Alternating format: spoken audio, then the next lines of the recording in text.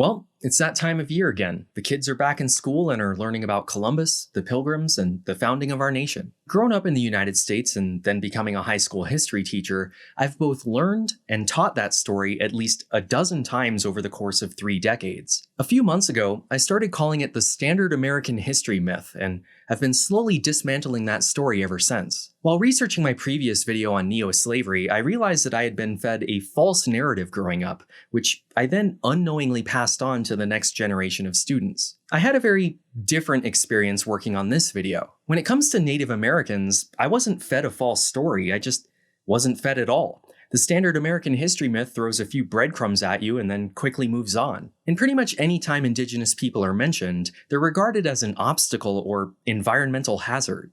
These were people living in isolated cabins at the edge of the frontier with all sorts of threats to them. You had Native Americans, buffalo in the late part of the 18th century. You had panthers there still. Black bear were everywhere. Wolves were everywhere. A few weeks back, I was reading a book in my backyard, and my elderly neighbor asked me what I was up to. After explaining YouTube to an 86-year-old, I told him I was working on a video about American Indians, and his response unintentionally became the focus of this video. Oh yeah, it's a shame what happened to them, but, you know, they were just in the way. As cringy as that sounds, it's not all that surprising to hear from someone who was born in 1936. But what really stood out to me was that's still how it's basically taught in school. And even when you become an adult, the culture at large continuously reinforces that message. It was this huge, real speculative real estate event. And in order to make the land available, you had to push people out who were there, the Native Americans. I think it's fair to say that most Americans share the same sentiment as my neighbor, that what happened to the Indians was just part of the inevitable march of progress.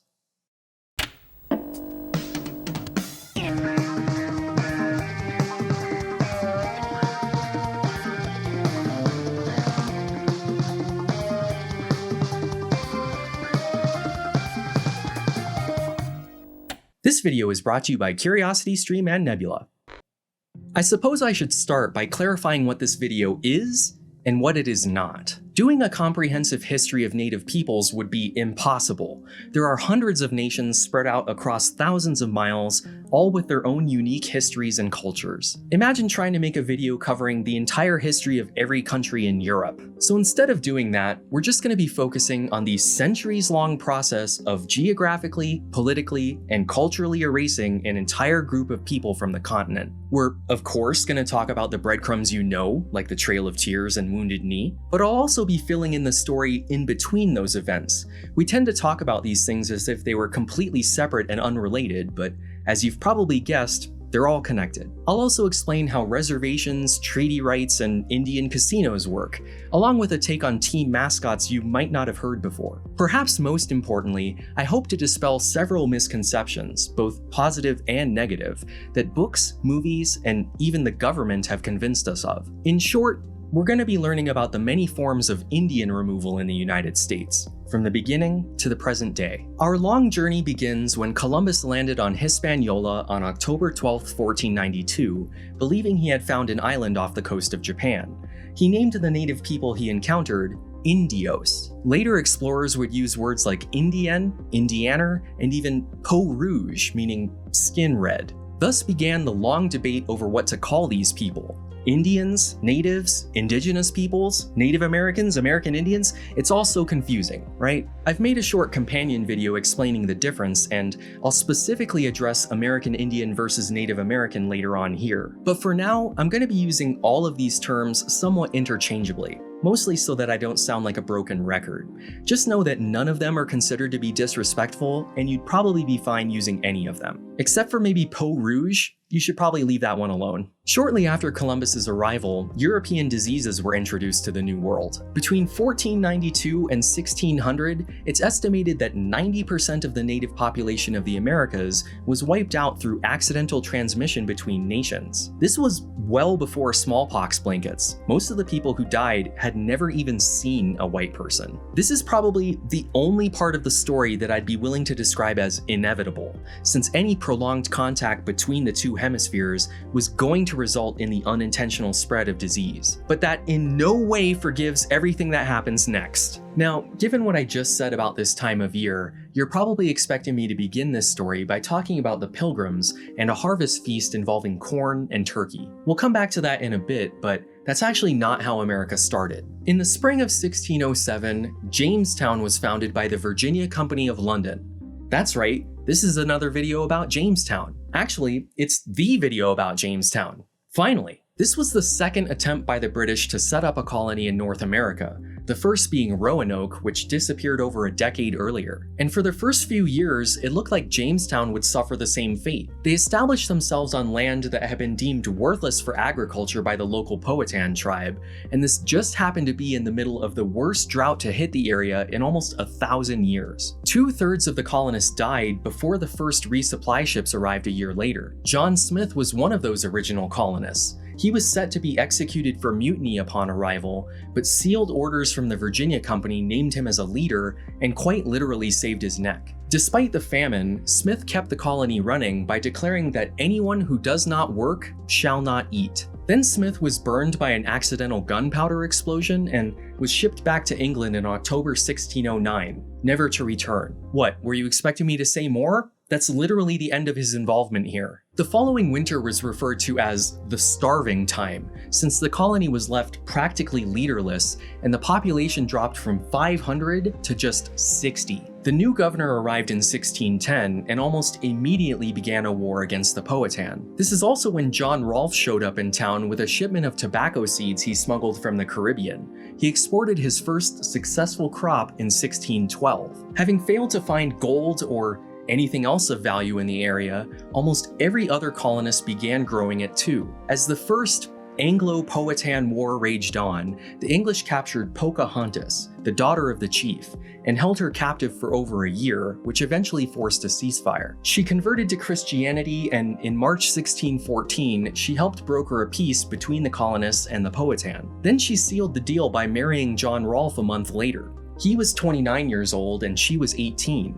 Both of them had been previously married. What, does that not line up with the story you remember? A few years later, John Rolfe and Pocahontas went on a public relations tour of England to drum up support for the colony and show off how easy it is to Christianize the natives. Just before their return journey, Pocahontas died of an unknown illness. She was buried in England, where she remains to this day. John Rolfe died in Virginia in March 1622, and shortly afterwards, the Powhatans launched a surprise attack in the hopes of kicking the English out of their lands, killing about 350 colonists and beginning the Second Anglo-Powhatan War. John Smith didn't start telling that story about Pocahontas saving his life until 1624. His previous written accounts never mentioned it. It's very unlikely that it actually happened. Jamestown survived and became the first permanent British colony in North America.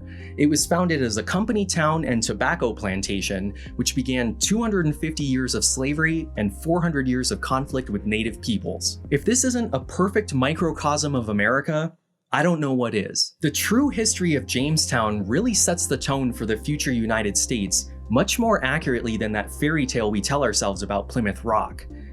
But it isn't as nice of a story, so we simply don't teach it in school. As a result, most of what white Americans know about the Indians comes from movies and TV. I'm willing to bet that the only version of the Jamestown story you were familiar with before clicking on this video came from that terrible Disney movie.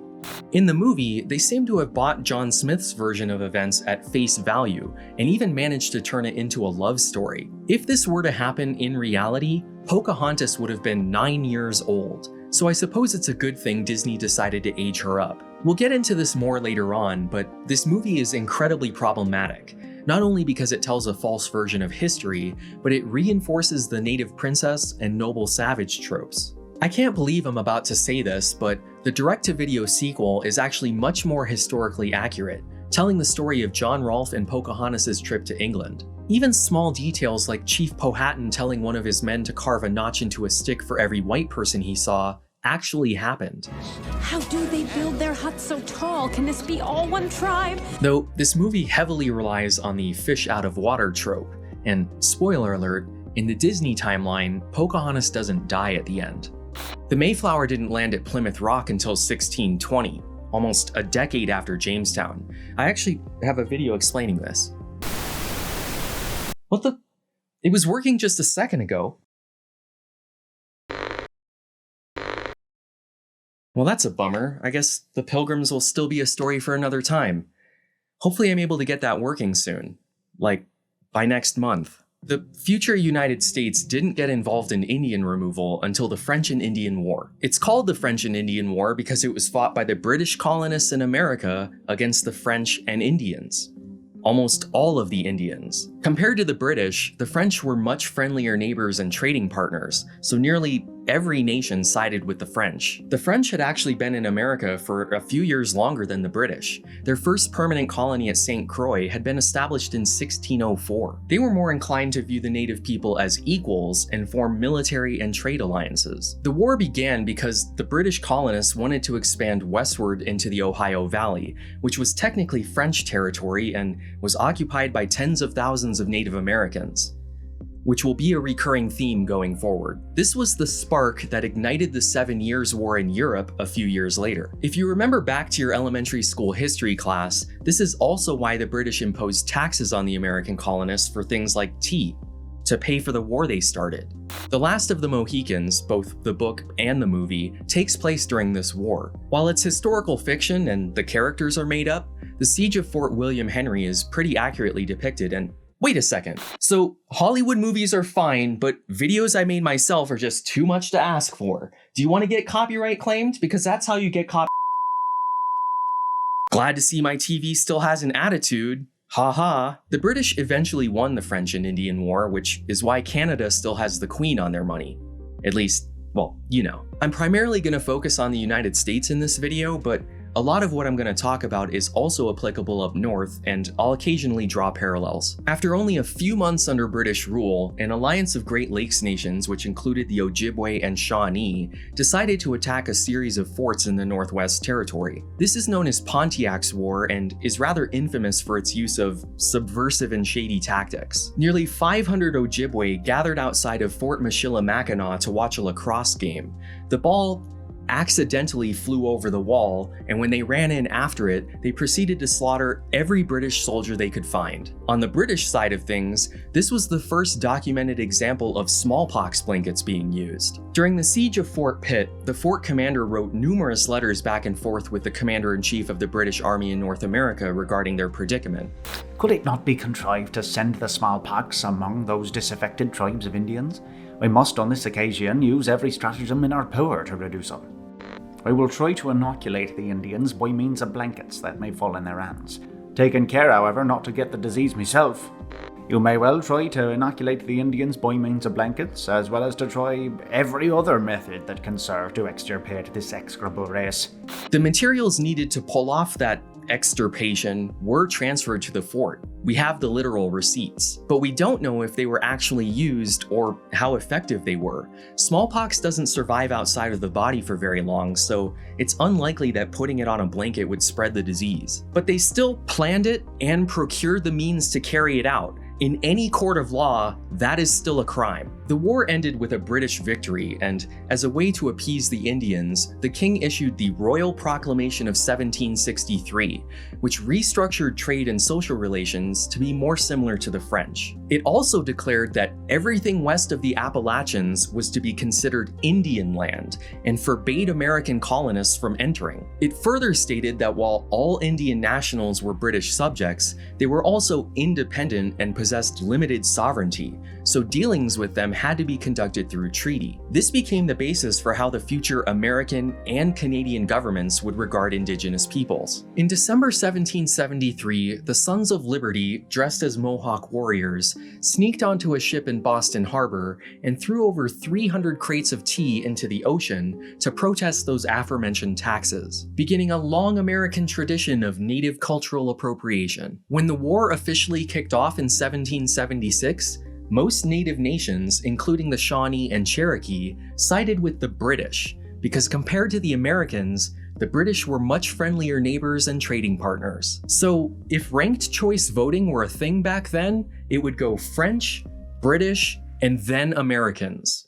Let that sink in. In an attempt to get more Indians to join the American cause, the US signed a treaty which declared the Lenape to be a sovereign nation who are allowed to conduct their own affairs. The Lenape agreed to allow travel across their lands, forts to be built, and to provide soldiers for the army. In return, the United States offered the Lenape and any other friendly Indians who cared to join them statehood at the successful conclusion of the war. This is why Indiana is named Indiana. That's obviously not how it played out though, and that offer would never be extended during treaty negotiations ever again. At the end of the Revolutionary War, the British ceded all lands west of the Appalachians to the new American government without regard to the native peoples who were living there. They weren't even mentioned in the Treaty of Paris, despite fighting on both sides. After just a few years under American rule, an alliance of Great Lakes nations known as the Northwest Confederacy, led primarily by the Shawnee and supported by the British,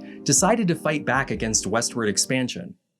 Again, the war ended with the Treaty of Greenville, which forced the Northwest Confederacy to cede most of modern-day Ohio to the United States. Because of their defeat, the Great Lakes nations were left with a 2-to-1 ratio of women to men, which made hunting and providing food difficult.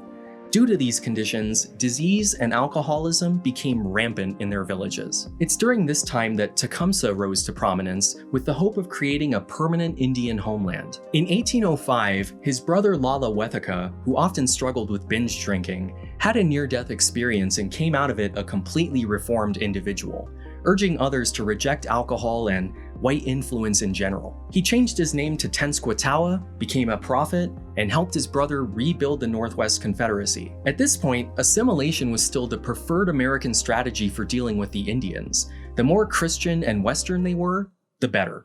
To quote Thomas Jefferson from a letter he sent to several nations, "You will unite yourselves with us, join in our great councils, and form one people with us, and we shall all be Americans. You will mix with us by marriage. Your blood will run in our veins, and will spread with us over this great continent."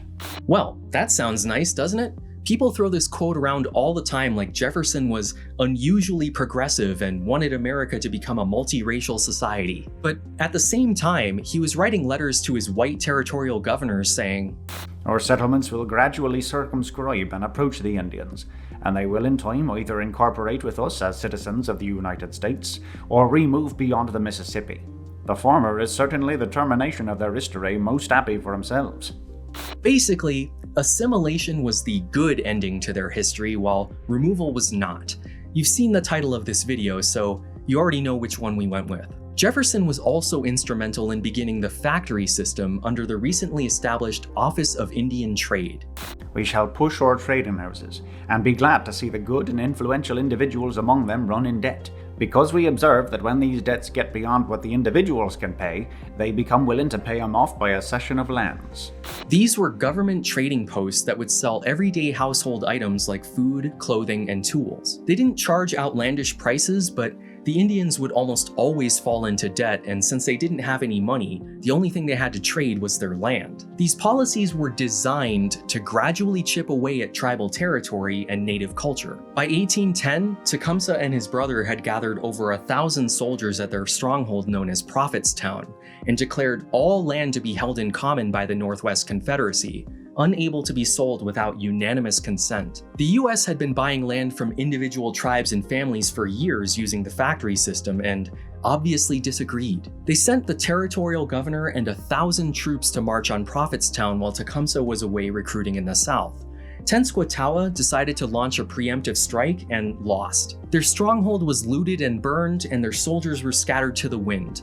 Tecumseh denounced his brother and never again heeded his prophetic wisdom. In June 1812, the US declared war on Britain over the disputed Northwest frontier and their ongoing support for the rebelling Great Lakes Indian nations. Growing up, I was always taught that the War of 1812 began because the British were impressing American sailors, forcing them to serve the crown. And while that was happening, it was a relatively minor issue at the time.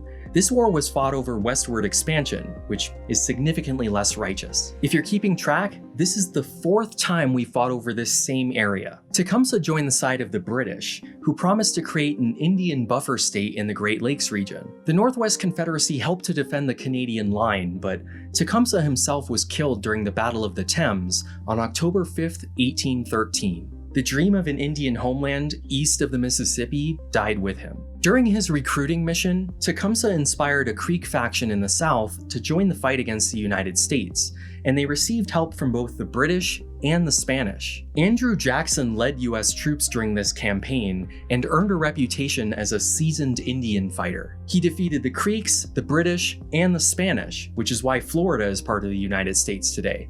He then went on to rather famously defend New Orleans. The War of 1812 ended in a technical draw, but the United States survived and got everything it wanted from the Treaty of Ghent, so you decide, I guess. With the conclusion of the Second War of Independence, the US had defeated both the British and the Northwest Confederacy, and its western border was firmly established at the Mississippi River. Now, I know what you're gonna say. Didn't the Louisiana Purchase happen in 1803? And yes, it did, but the United States viewed the Mississippi as a natural defensive barrier against whatever lied beyond.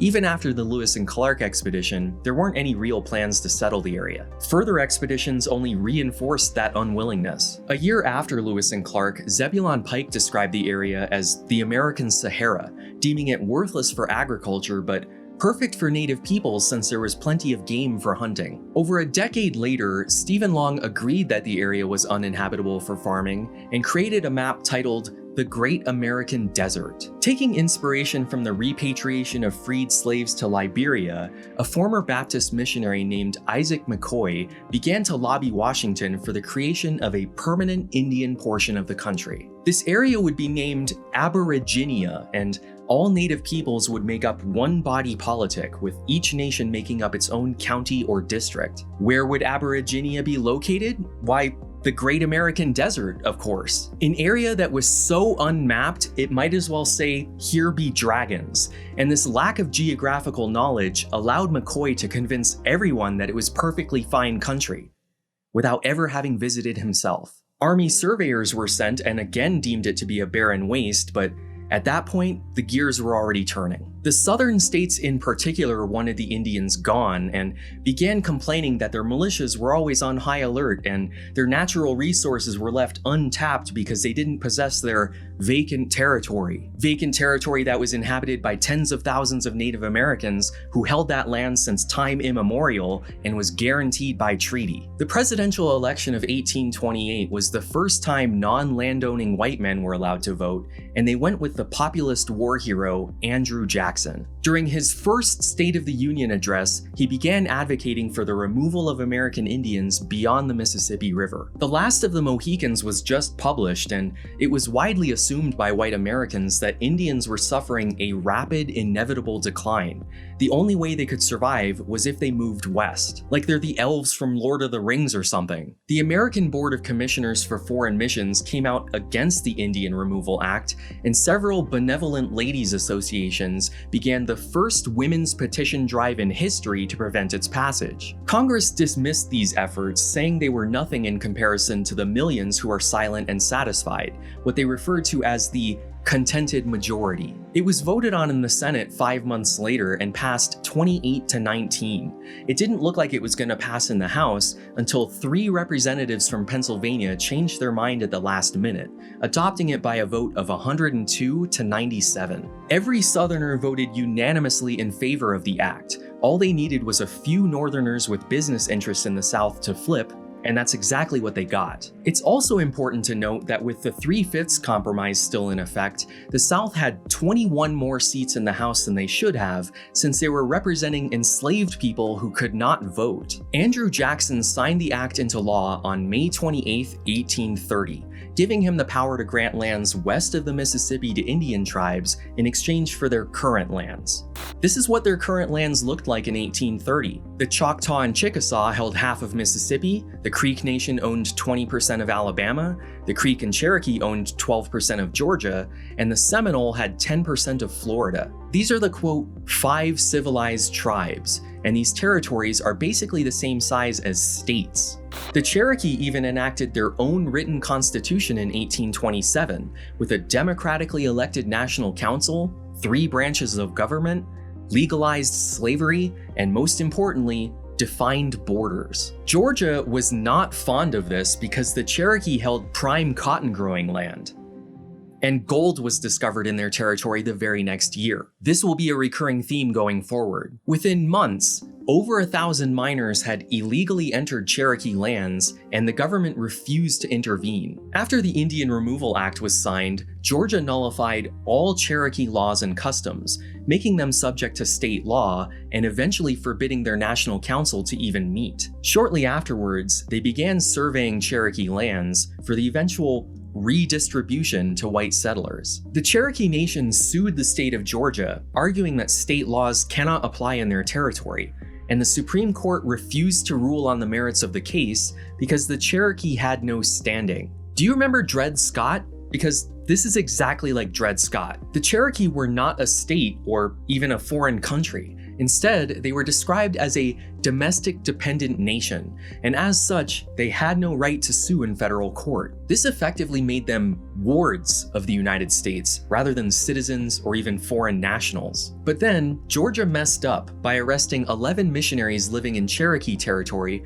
for not taking an oath of allegiance to the state and sentenced them to 4 years of hard labor. Realizing his mistake, the governor offered pardons to the missionaries, and all but 2 accepted. Now, these 2 white citizens of the United States could sue and make the same argument as the Cherokee, that Georgia law does not apply within their borders. Worcester v. Georgia made it to the Supreme Court and was decided on March 3, 1832.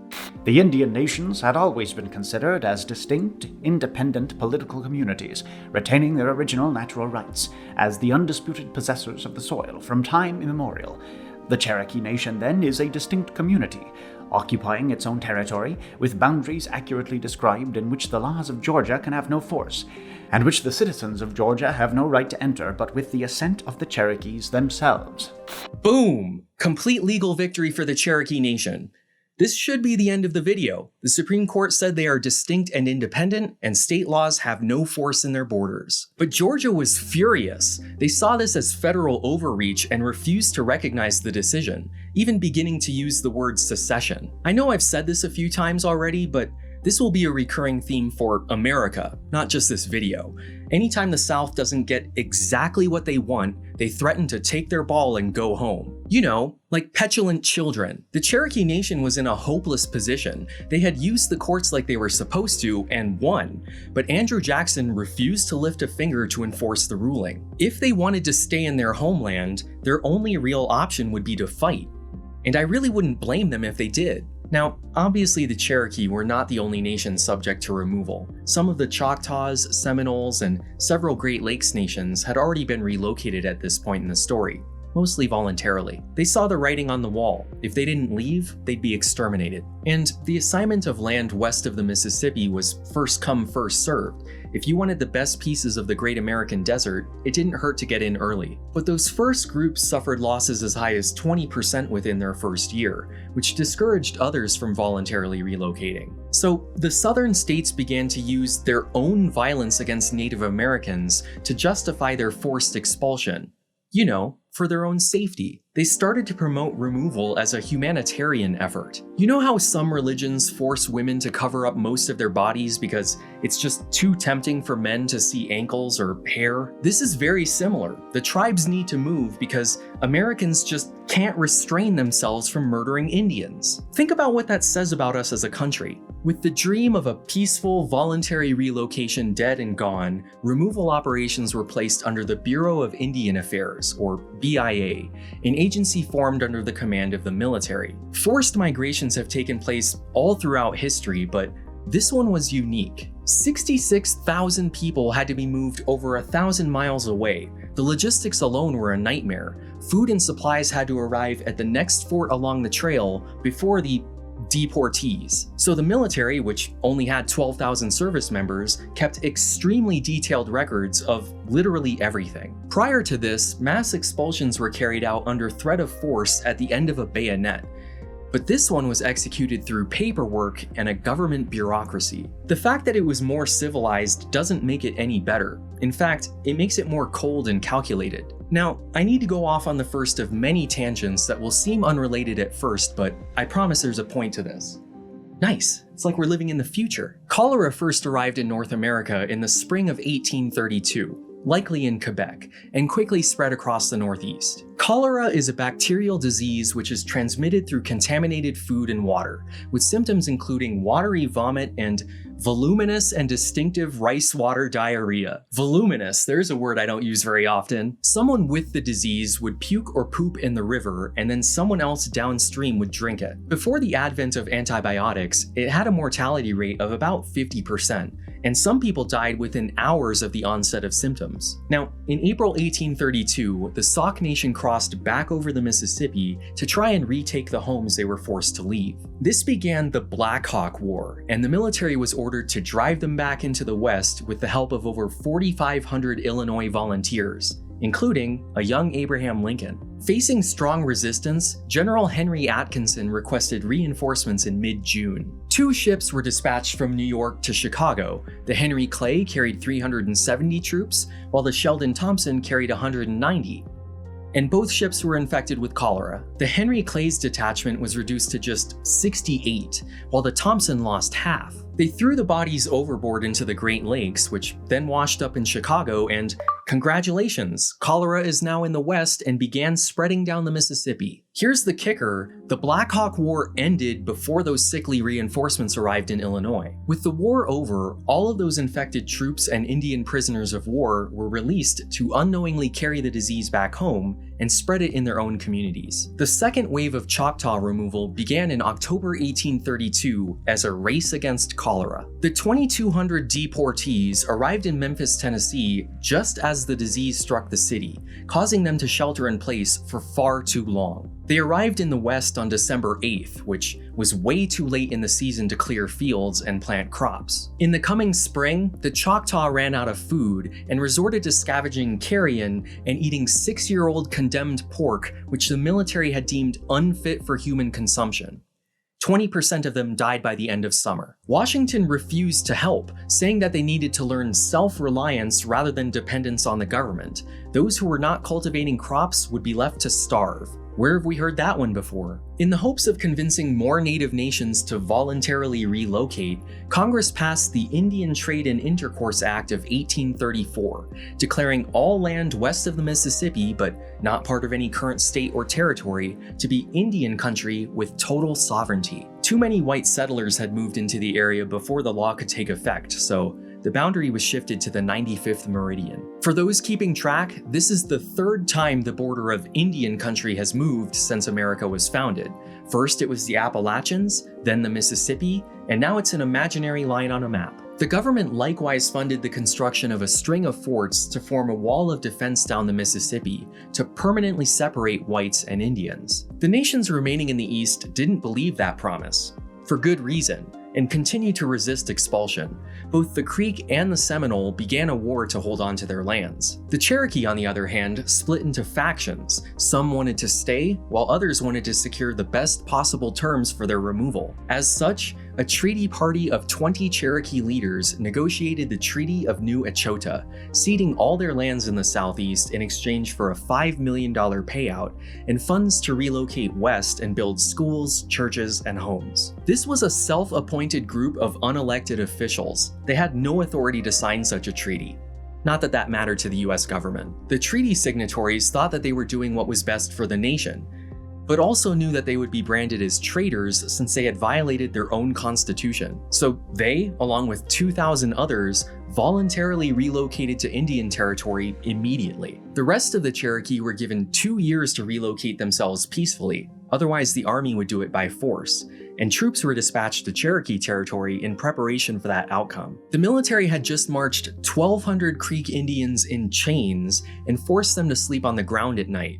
They weren't playing around anymore. The Cherokee tried to wait out Andrew Jackson's presidency in the hope that the next president would be more sympathetic and suspend the removal order, allowing them to stay. Martin Van Buren took office in 1837.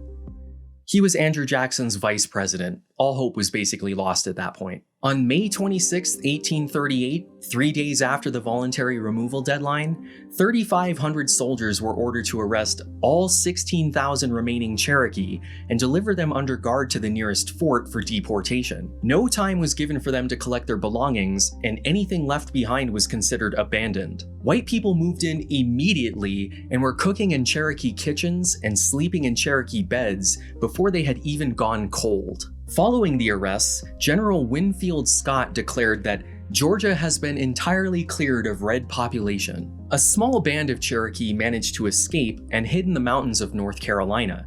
The army was unable to apprehend them, and they eventually gained recognition as the Eastern Band of Cherokee Indians. A few weeks after the mass arrest, the army deported 3,000 Cherokee by steamboat, resulting in a 10% loss of life. Steamboats were incredibly dangerous back in the day, often exploding without warning, so the Cherokee Nation negotiated a delay in removal until fall, at which point they'd travel by foot. Until then, they remained in what can only be described as concentration camps. Hundreds died from starvation and exposure. Beginning in October 1838, 11,000 Cherokee and their 1,600 slaves began the 4-month journey west in 11 separate detachments that all took slightly different routes. This is known as the Trail of Tears, one of the few things taught in school, though usually stripped of all context. Of the total 15,354 Cherokee that were removed over the course of the decade, 986 of them died as a direct result of deportation.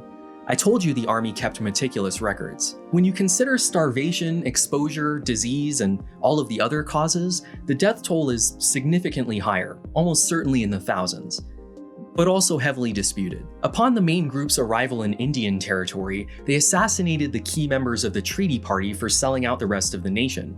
It would take decades for the various factions to settle their differences. The Cherokee were paid $1.68 million for their land and $416,000 for their stolen property. But at the same time, since they didn't voluntarily relocate, they were charged $1.35 million for the expenses involved in their own deportation. In the end, each family only received $125 in compensation. The Chickasaw were likewise billed for their own removal, but were left with nothing. The Second Seminole War lasted until 1842.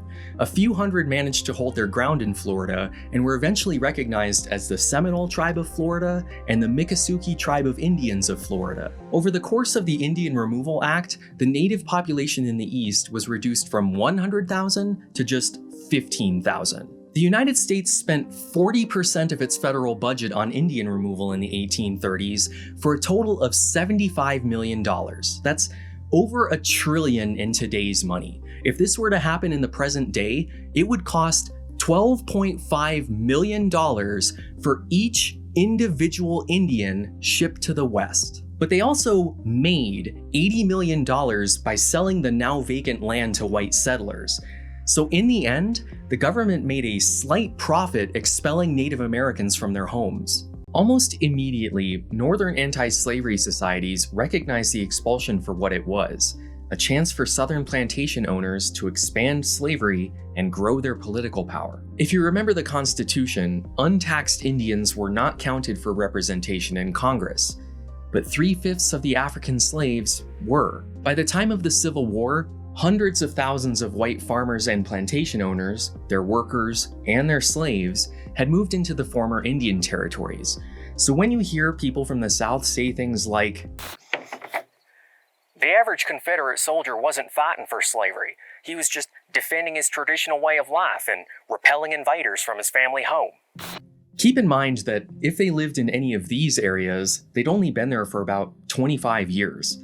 I don't know how long it takes for a place to become a family home, but I'm pretty sure it's longer than that. And that idea isn't true anyway. The Confederacy had territorial ambitions. Secession wasn't their only goal. The South was actually planning to expand slavery around the entire Caribbean to establish an American version of Slaver's Bay from Game of Thrones, though they called it the Golden Circle, which isn't any better. This was one of the primary motivations for the Mexican-American War. They wanted to take all of it. When the federal government declared that all land west of the Mississippi was Indian country, the United States looked like this.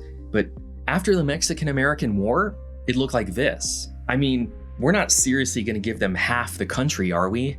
Of course not. So in 1851, Congress passed the Indian Appropriations Act, giving them the power to set aside land, money, and supplies for the establishment of permanent reservations to be managed by the Bureau of Indian Affairs, which had just been moved from the military to the newly established Department of the Interior, making it a civilian agency. This opened the door to all kinds of corruption issues and marked a shift in federal policy away from removal beyond the Mississippi and towards containment on small parcels. What followed was a spree of treaties as nations wanted to ensure their continued existence on their own land with as much autonomy as possible. Reservations were not gifts or consolation prizes for past mistreatment.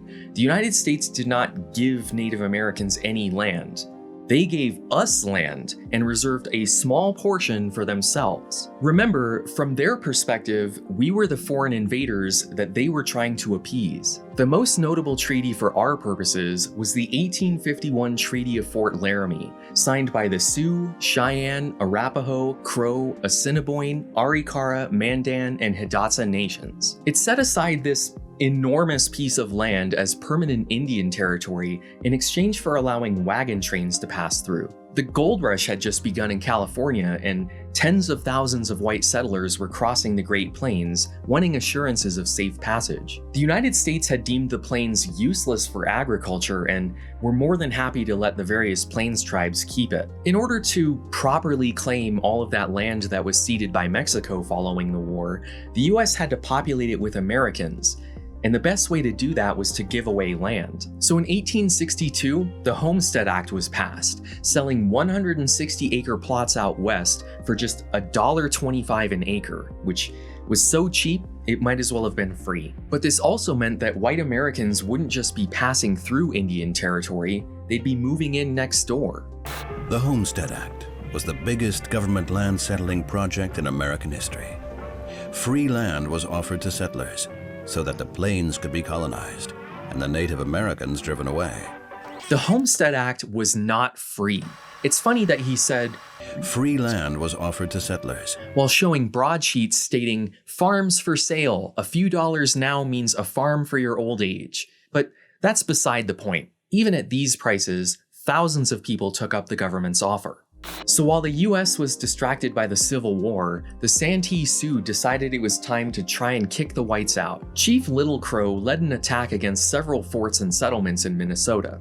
They looted the agencies on their reservation and took hundreds of white prisoners. The governor of Minnesota declared that the Indians must be exterminated or driven forever beyond the borders of the state. They wasted no time. The war ended 5 weeks later and resulted in the largest mass execution in American history, when 38 Santee Sioux were hanged simultaneously. A few months later, the remaining Santee who surrendered were deported from Minnesota to the Dakota Territory. Chief Little Crow actually managed to escape the noose, but was killed by a random deer hunter looking to score the $25 bounty on Indian scalps. His scalp and bones were put on display in the Minnesota State Capitol building in St. Paul until 1915. While we don't usually pay too much attention to it, the Civil War was also fought in the Southwest.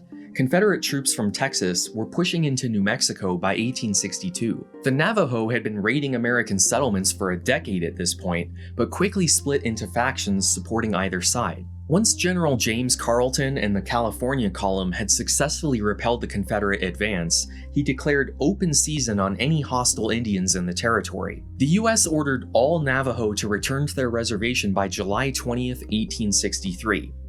But none of them arrived. Kit Carson and the New Mexico Volunteers were sent into the mountains on a scorched earth campaign. They destroyed crops and killed livestock in the hope of starving them out. It worked. The 3,000 Navajo camped in the canyons surrendered in March 1864. Along with all of the peaceful Navajo, they were forced to march 300 miles from Fort Canby, Arizona to their new reservation near Fort Sumner, New Mexico, an event now known as the Long Walk of the Navajo. This is just as important an event to the Navajo as the Trail of Tears is to the Cherokee, and the path they took is now part of the famous Route 66. They were only given the bare essentials to eat like flour and lard, which they used to make fry bread. the quintessential Native American meal, which is ubiquitous on every reservation and across every nation. Throw some meat, cheese, and vegetables on there, and you've got yourself an Indian taco. They're delicious, even if their origin story is a little dark and they're incredibly unhealthy for you. Several hundred died along the way, but General Carleton declared the removal a success, even admiring the way the Navajo eventually submitted in the end. They have fought with us gallantly for years and years. They have defended their mountains and their stupendous canyons with a heroism which any people might be proud to emulate. But when they found it was their destiny, as it had been that of their brethren, to give way to the insatiable progress of our race, they threw down their arms. If you read between the lines there, he's talking about manifest destiny.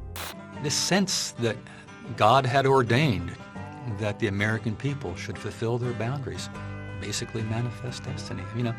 That it was America's obligation as the shining city on the hill to claim this land. This is a big part of the standard American history myth, where Native Americans are presented as an obstacle to westward expansion. When you learn about the Oregon Trail and the American West in school, Indians are nothing more than a hazard to the pioneers, on the same list of worries as rattlesnakes and thunderstorms. In 1858, the Pikes Peak Gold Rush began in Colorado, and Denver City was founded soon afterwards. The territorial governor signed a treaty with the Utes, granting them everything west of the Continental Divide and $20,000 a year in goods and provisions. The Utes agreed to relinquish the mineral rights to their land and not trouble any of the white miners in their territory. The Cheyenne and Arapaho controlled the eastern half of Colorado until the Gold Rush, at which point they ceded most of their territory but were still allowed to roam and hunt on the plains as they pleased. The Dog Soldiers were a militaristic band of Indians from several different nations that weren't happy about that treaty. They began raiding settlements and attacking wagon trains and stagecoaches in retaliation,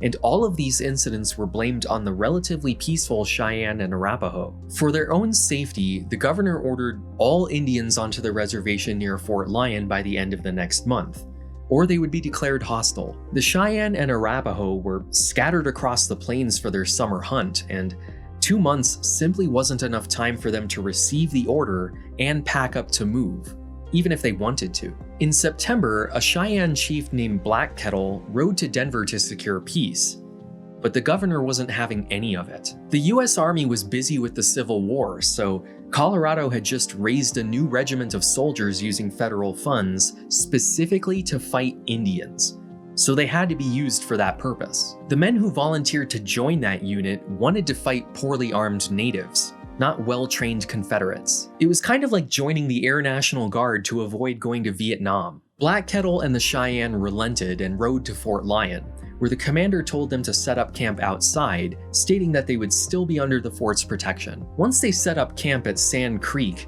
the fort commander allowed the Cheyenne men to go on a buffalo hunt. He then sent a message to Colonel Chivington informing him that there was a looming Indian threat nearby and he needed reinforcements.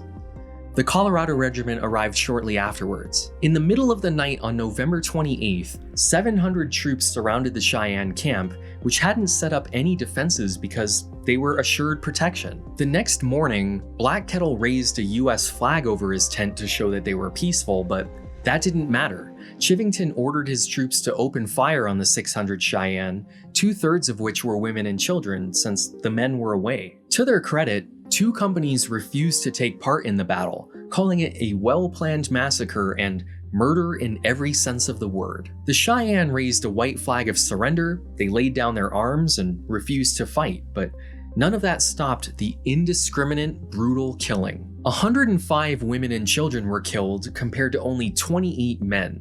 The Americans only lost 9. The American soldiers mutilated and desecrated the corpses of their victims. They decorated their uniforms with scalps and even cut out male and female genitalia to wear them on their hats. This must be part of that insatiable progress of our race we've been hearing about. This was the Sand Creek Massacre, and if you learned about this breadcrumb in school, it was probably framed as if it were a random weather event. Oh yeah, it was some sort of misunderstanding. The troops misinterpreted something as hostile and, these things happen. It's unfortunate, but we can't undo the past. Nothing about the Sand Creek Massacre was accidental or unfortunate. It was planned weeks in advance. The governor of Colorado created a unit specifically to fight Indians and ordered the Cheyenne onto a reservation. When they arrived, the military told them to wait outside. That special unit then surrounded and killed them for no other reason than to do it. To quote Colonel Chivington, "I have come to kill Indians, and believe it is right and honorable to use any means under God's heaven to kill Indians."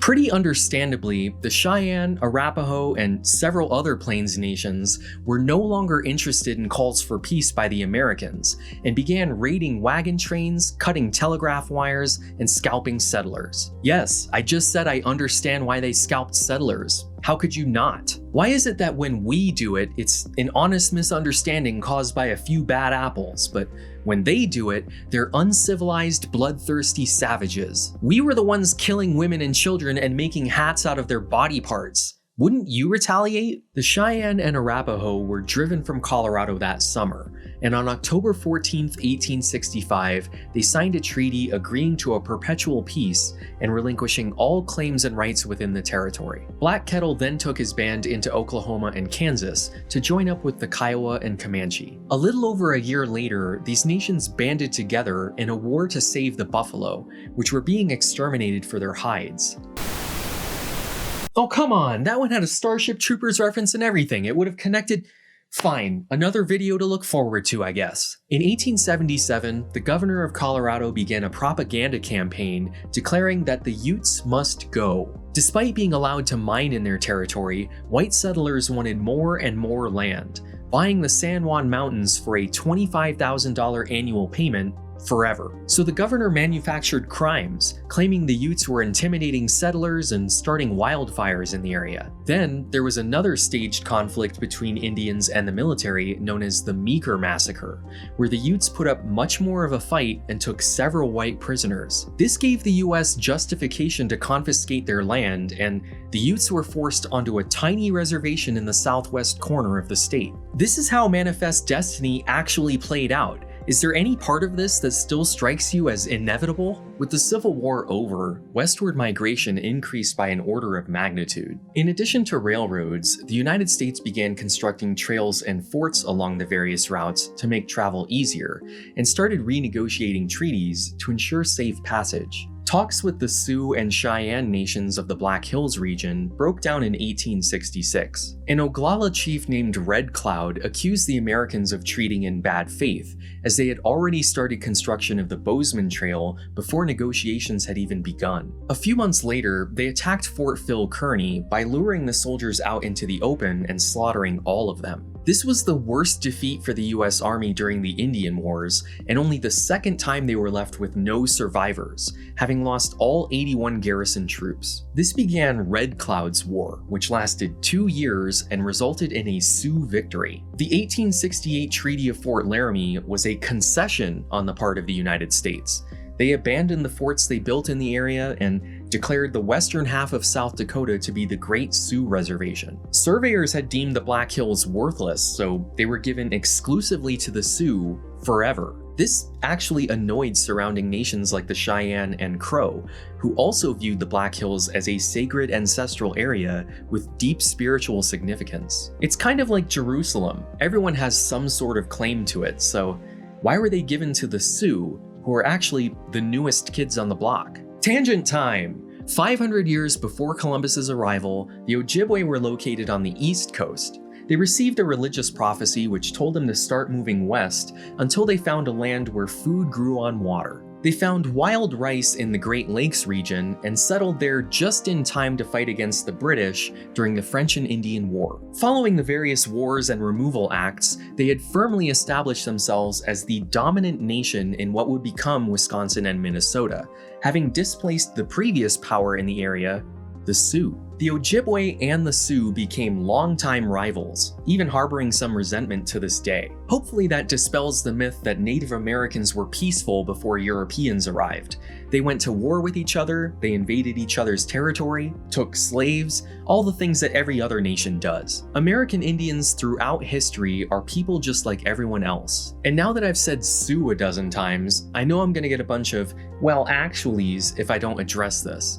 And I'm willing to bet most of the comments about this have it wrong anyway, so here goes. The Ojibwe called their rivals Nadowesi, which the French pluralized to Nadowesiu, later shortened to just Sioux. This makes Sioux an exonym. They of course have a name for themselves in their own language, but in all of their legal dealings and in everyday conversation, they use Sioux as their name. The Great Sioux Nation share a common culture and language split into 3 distinct subgroups. There are the Nakota in the north, the Dakota in the east, and the Lakota in the west. It's that first letter that makes each language dialect unique. These terms are not synonymous. The Lakota are to the Sioux what Californians are to America.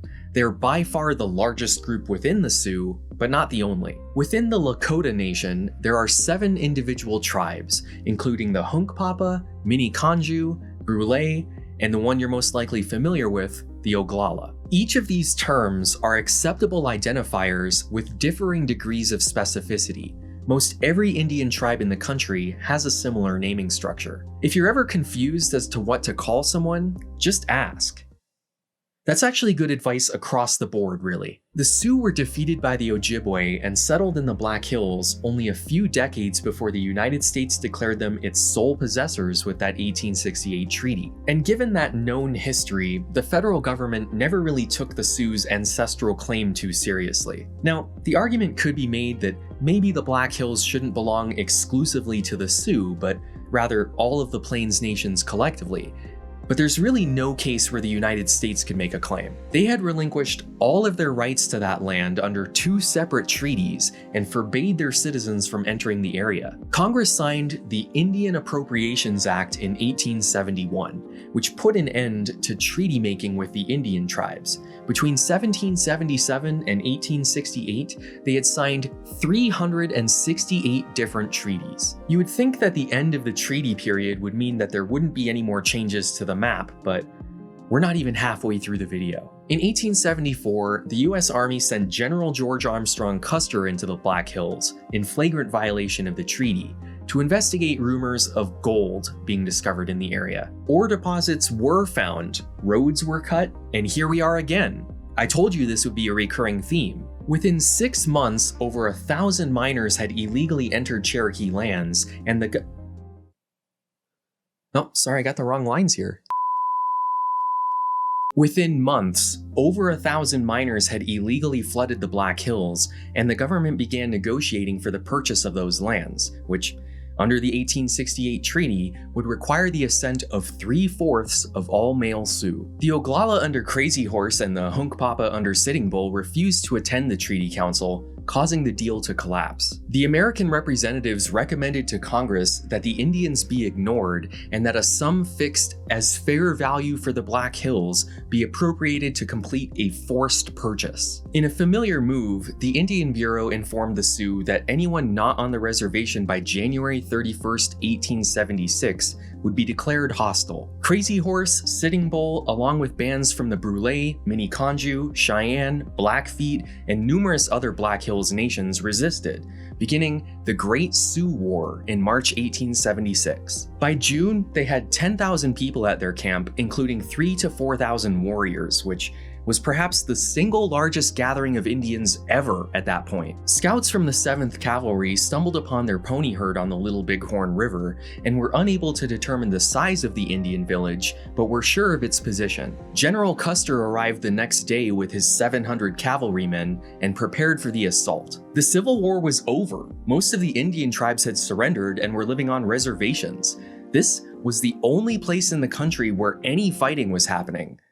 And George Armstrong Custer wanted to be president. He saw this as his last chance to earn medals and gain national recognition. So, working with incomplete information and seeing this as his opportunity to capture the last 2 great Indian war chiefs, he ordered his regiment to attack. in broad daylight. Custer was killed, along with 268 members of the 7th Cavalry, with 55 wounded.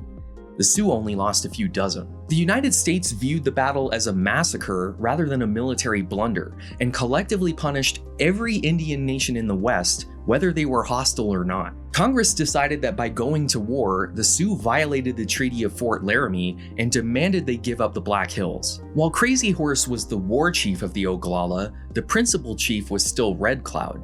Along with Spotted Tail, the principal chief of the Brule, they signed a peace agreement with the government. This shifted the western boundary of their reservation to the 103rd meridian, ceding a significant portion of the Black Hills to the United States. I'm getting a bit ahead of myself, but the Sioux Nation eventually sued the government for compensation and interest for the land that was illegally ceded by this agreement, since 3/4 of all male Sioux had not voted in favor. In 1980, the Supreme Court finally agreed and awarded them $105 million, which was the exact amount they asked for. The Sioux have not accepted that money because that would end their claim on the Black Hills.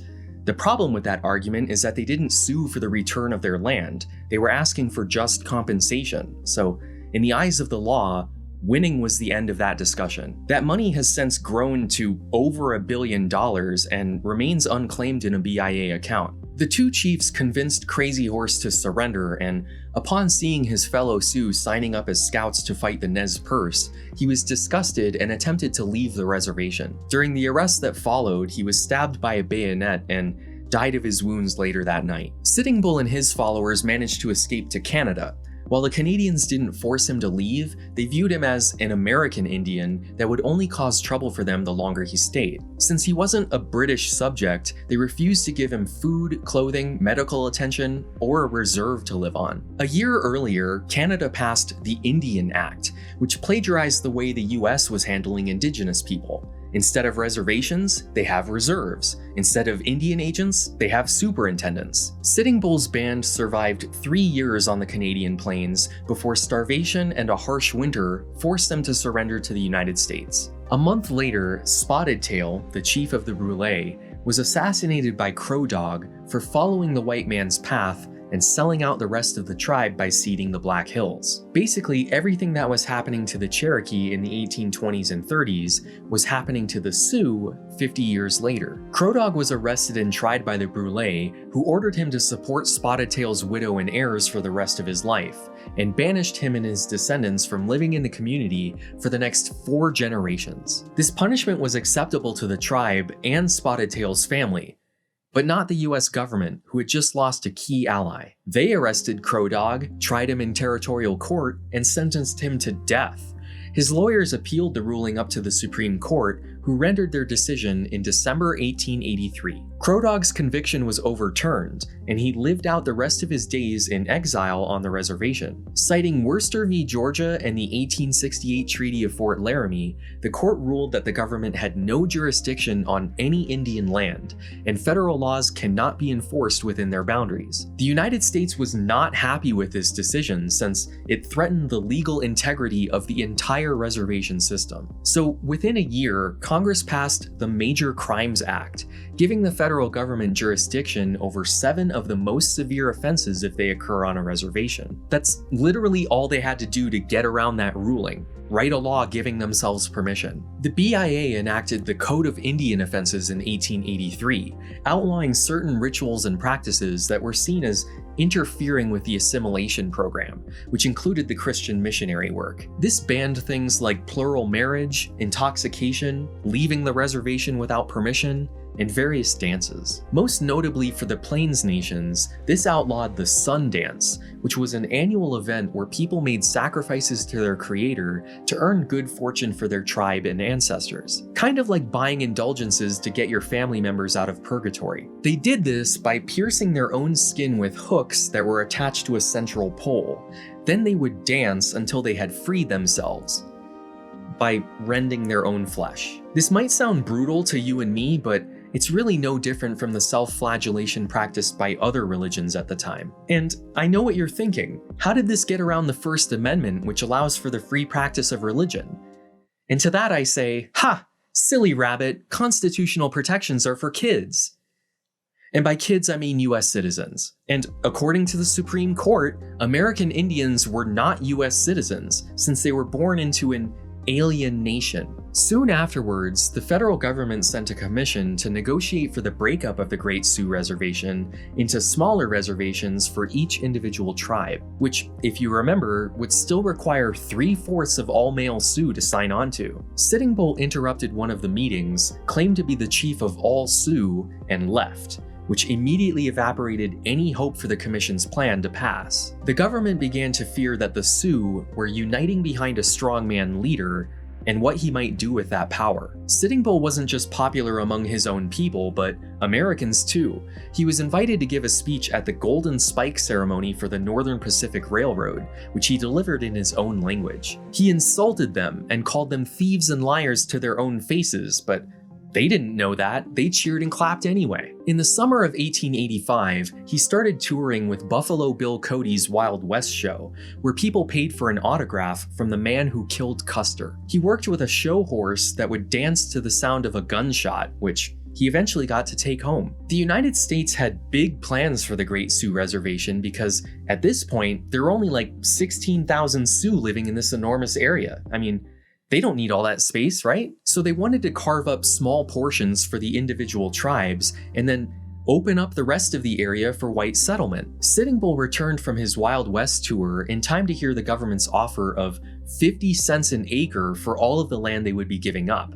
He advised against the deal, shutting it down yet again. And again, the commission recommended that Congress ignore their wishes and force the sale anyway. In the summer of 1889, they sent a new commission to offer $1.50 an acre and a new strategy to speak to each tribe individually, starting with the Brule and Oglala and ending with Sitting Bull's Hunkpapa. Their strategy worked. 3/4 agreed, and the Great Sioux Reservation was broken up into 5 smaller ones, which continue to exist to this day. The Oglala are on the Pine Ridge Reservation, the Brule on the Rosebud Reservation, and the Hunkpapa are at Standing Rock, which you may remember from the 2016 No Dapple protests. At this point, the Sioux had been completely defeated in every sense of the word.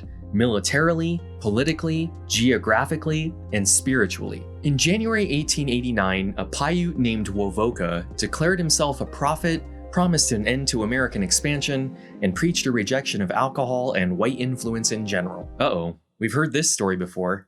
I wish I could tell you this one has a happy ending, but no, it's pretty much the worst ending. Wovoka stated that since Jesus wasn't treated so well by white people the last time he was alive, he would be reincarnated as an Indian in 1892, when he would renew everything as it used to be. The herds of buffalo and wild horses would be restored and allowed to roam free on the plains. At that moment, any Indian who was dancing a specific dance would be lifted up, while all the white men were buried under a new layer of soil. The dancers would then be set down among the ghosts of their ancestors on a renewed earth. The dance which would allow you to live among the ghosts of your ancestors was called the Ghost Dance. Wovoka received this dance in a vision and taught that the more you did it, the sooner Jesus would return. The dance was a 5-day event with a very specific schedule and a specific buckskin attire known as a ghost shirt. These shirts would protect the dancers from all harm, including white men's bullets. I was always under the impression that the ghost dance was some ancient traditional practice, but nope. It was created in 1889, and by the end of the next year, it had spread to nearly every reservation in the West. If this were to happen today, we would call it what it is: a doomsday cult. A Christian doomsday cult, actually. That's not to belittle their religion or anything. There were plenty of Christian doomsday cults starting around that time. I've made videos about several of them, and I'm sure you've noticed some parallels. This is basically a Native American reskin of the Mormon Church, right down to the magic underwear. The ghost dance had become so prevalent among the Sioux reservations that all other work stopped. There was no school, no farming, and no trading, just dance. Since this religion preached the destruction of all white people, government officials, Indian agents, and settlers in the area were terrified that it might escalate to armed rebellion, because that's what's happened multiple times before. If Wovoka is the prophetic figure in this situation, the obvious military leader for any potential uprising would be Sitting Bull. Geronimo had already been arrested and shipped off to a prison in Florida. And he didn't believe in the ghost dance anyway. He had his own prophet. I somehow knew that wasn't going to work. I think I'm going to do something special with this one though. On December 15th, 1890, the government arrested Sitting Bull for violating the Code of Indian Offenses by helping, or at least allowing, the spread of the ghost dance religion. Several Sioux tried to intervene and Sitting Bull was shot in the scuffle, with his old show horse dancing in the background. That's not a joke, that actually happened. 2 days after Sitting Bull's death, several hundred Hunkpapa fled the Standing Rock Reservation and set out towards Pine Ridge, where they joined up with a band of Mini-Conju. The cavalry caught up to them at Wounded Knee and surrounded them with their latest weapon, the Hotchkiss gun, which was basically an automatic grenade launcher. The next morning, the officer in charge ordered the Lakota to surrender their arms, and a man named Black Coyote refused to give up the brand new Winchester that he paid good money for. Did I mention that the unit surrounding them was the newly reconstituted 7th Cavalry, the one from Little Bighorn? A scuffle ensued, shots were fired, and what followed was an indiscriminate killing so infamous it can only be described as a massacre. Of the 350 Lakota at Wounded Knee, only 51 are known to have survived. Contrary to popular belief, the ghost dance was never outlawed. It just sort of faded away after Wounded Knee and the non-return of Christ. But another religion started around the same time by Quanah Parker did manage to stick around, officially known as the Native American Church, but more commonly, the peyote religion. Peyote is a cactus containing mescaline that had long been used by the native people of Mexico for spiritual and medicinal purposes. This is another one of those things that's always talked about like it's an ancient practice, but it wasn't introduced to America until the 1890s. Even the Navajo weren't using it until then. Possession of peyote was eventually made illegal in the 1930s, at the same time that all of the other drugs were criminalized. I finally get to start talking to you about some modern issues, and I get to reveal to you that as part of my research for this video, I spent a few days on the Pine Ridge and Rosebud reservations, both of which have unemployment rates over 80%, making them the poorest and second poorest reservations in the country. I started with Wounded Knee, which really only consists of this sign now. It used to say Battle of Wounded Knee, so that was an appropriate change in my opinion. Up the hill from there, you'll find the mass grave where all of the bodies that could be found were buried. As I was driving through the reservation, all I saw was untamed grassland, which every so often gave way to a town that consisted of little more than a gas station and a few boarded up buildings. The familiar signs of poverty. The further east I traveled on my way to Rosebud, the prairie gradually gave way to huge commercial farms and towns that had actual businesses and grocery stores. This was kind of shocking to me given what I knew about reservations at that point. What if I told you that right now, more white people live on Indian reservations than Indians? Because it's true. Ahead of the breakup of the Great Sioux Reservation, Congress passed the General Allotment Act of 1887, more commonly known as the Dawes Act, which fundamentally destroyed the entire purpose of reservations. Even after carving their lands down to this, there were only 5,000 Oglalas on Pine Ridge and 5,000 Brulés on Rosebud. They don't need all that space, right?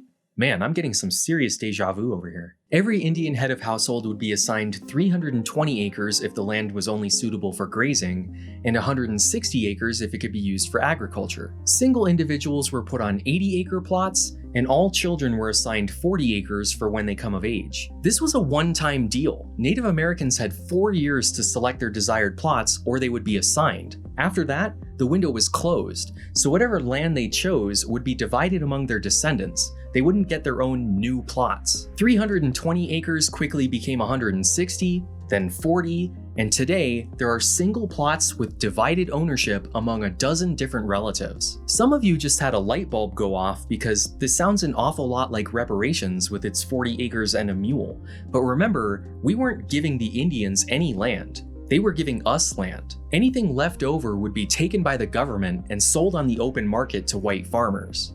This is a map of the Pine Ridge and Rosebud reservations. Here are the borders for each. And this is how much land still belongs in the hands of their respective tribes. Those towns with grocery stores, banks, and subway franchises that I saw, those are in the white-controlled areas of the reservation, or in towns which are located just outside of the reservation boundary. As you've likely noticed, there is a grocery store in the town of Mission, the only one that can be found on Indian land within the reservation. It was built just a few years ago and labels everything in the store in both English and Lakota, which is a nice touch. But it's 12 miles away from the nearest reservation town, and if it's closed or out of whatever you need, the next closest grocery store is about an hour away, which is why reservations are often used as the prime examples of food and bank deserts.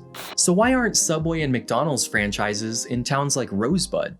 Not that they should want any, but still. The Dawes Act only granted ownership of those individual plots to individual families. Tribal land, communal land, and anything not scooped up by white settlers were held by the government. The main purpose of this act was to eventually dissolve reservations entirely, so ownership was not transferred to the tribe. As a result, modern reservations are a patchwork of land owned by individual Indians, land owned by non-Indians and commercial interests, and land held in trust by the federal or tribal governments. And even that is a gross oversimplification, since the land can be leased and tribes can own property off of the reservation. Those plots being in a trust means that nobody has the title to them, so nobody can take out a mortgage to build houses on them, and no business in their right mind would set up shop on land they can't own. That land is basically frozen in time forever. Still, to this day, the government's reasoning for holding on to that land is entirely paternalistic. The Indians just can't be trusted to manage their own territory, or worse, they might be taken advantage of and sell it for way under its market value. And do you not see how that's like a racist argument? It's their land. Let them do what they want with it, even if that means selling it. This is the case for just about every reservation in the country, from the Ojibwe in Minnesota to the Sioux in South Dakota, all the way down to the Navajo in Arizona. Most of the land reserved for the Indians in perpetuity by treaty is not in the hands of Indians. With that being the case, at the turn of the century, the only place for American Indians to buy supplies and dry goods was at the government trading post, located at the central agency on each reservation. The Bureau of Indian Affairs assigned an Indian agent to administer the reservation's affairs and make sure the assimilation program ran smoothly. Their most important job, and therefore the source of most of their power, was the distribution of food rations to individual families. Again, these are not consolation prizes because we feel sorry for them. Rations were just part of the deal when reservations were established, since the United States didn't want the Indians roaming the plains for buffalo. And it's not like they're getting T-bone steaks and champagne. Rations were the basic necessities, things like sugar, flour, and coffee, usually nearing or past their expiration date since they were being given away for free. Rations were a standard offer in the treaty process and actually continue to this day, though they're referred to as commodities now. The Indian agent was also responsible for dispensing annuity payments, another thing negotiated for by the tribe and agreed to by the government in whatever treaty put them on the reservation. These are annual or quarterly cash payments paid directly by the federal government to individual tribal members. Very few tribes were able to get these, certainly not the ones on Pine Ridge and Rosebud. This is usually what people point to as the main cause of poverty among American Indians who live on reservations. Those welfare checks are creating a culture of dependency within those tribes. We're paying them for doing nothing more than being a racial minority that was persecuted over a century ago. How are they ever going to lift themselves up if they never learn the value of a hard day's work? That's the actual argument Naomi Schaefer Riley makes in her libertarian screed titled The New Trail of Tears, which she thankfully summed up in a video from our favorite YouTube channel. The billions of dollars that the federal government spends on Indians every year hasn't made their lives better. In fact, by most measures of economic and social health, the lives of American Indians are only getting worse. Aside from issues of culture, the only way out of this morass is economic growth. But the reservation system makes this almost impossible. Did you catch the racist dog whistle there? Along with government handouts, she blames the worsening economic situation on issues of culture. The main misunderstanding here is that these annuities are not welfare or unemployment. They're also not gifts. These are payments from the government mandated by the purchase agreement for the land. Oh, you want possession of our mountains? Well, we want $25,000 a year forever. If you recall, that was the deal the Utes made for the San Juan Mountains in Colorado. You might think it's unfair, but the United States didn't, and they signed a treaty agreeing to make those payments. Following a series of treaties and laws over many decades, some well-intentioned, some not. The federal government decided to hold Indian land, quote, in trust, in order to prevent non-Indians from ever buying that land. Is it really any wonder that this community is mired in poverty? So what can be done? For starters, end the trust system. Let Indians do what they want with the land they own. This is pretty rare, but I actually find myself in agreement with PragerU, at least when it comes to their proposed solution, though they aren't advocating for it because they want individual families to build generational wealth, or for reservations to attract businesses like Walmart. You have to keep in mind that PragerU is funded by the fossil fuel industry. The other effect of this absurdity is that Indians can't develop this land that they don't own. Indian reservations contain almost 30% of the nation's coal reserves west of the Mississippi, 50% of potential uranium reserves, and 20% of known oil and gas reserves.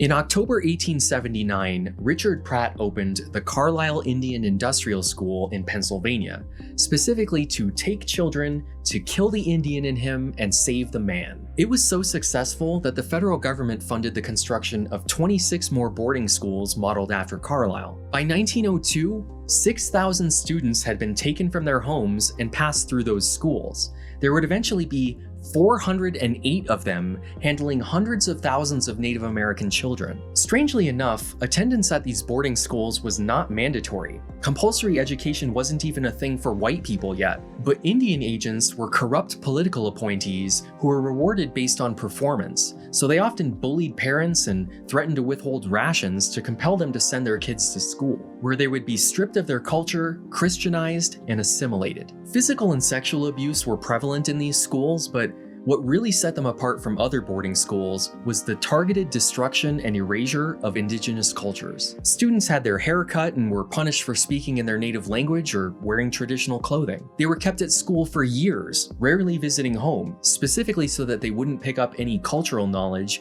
or participate in any traditional ceremonies. This made Indian boarding schools wildly successful at their mission. To this day, most Native Americans are some flavor of Christian, and most American Indian languages and cultures have completely disappeared. The few that survived did so because they had enough people to keep it going through this period, like the Navajo, Ojibwe, and Sioux.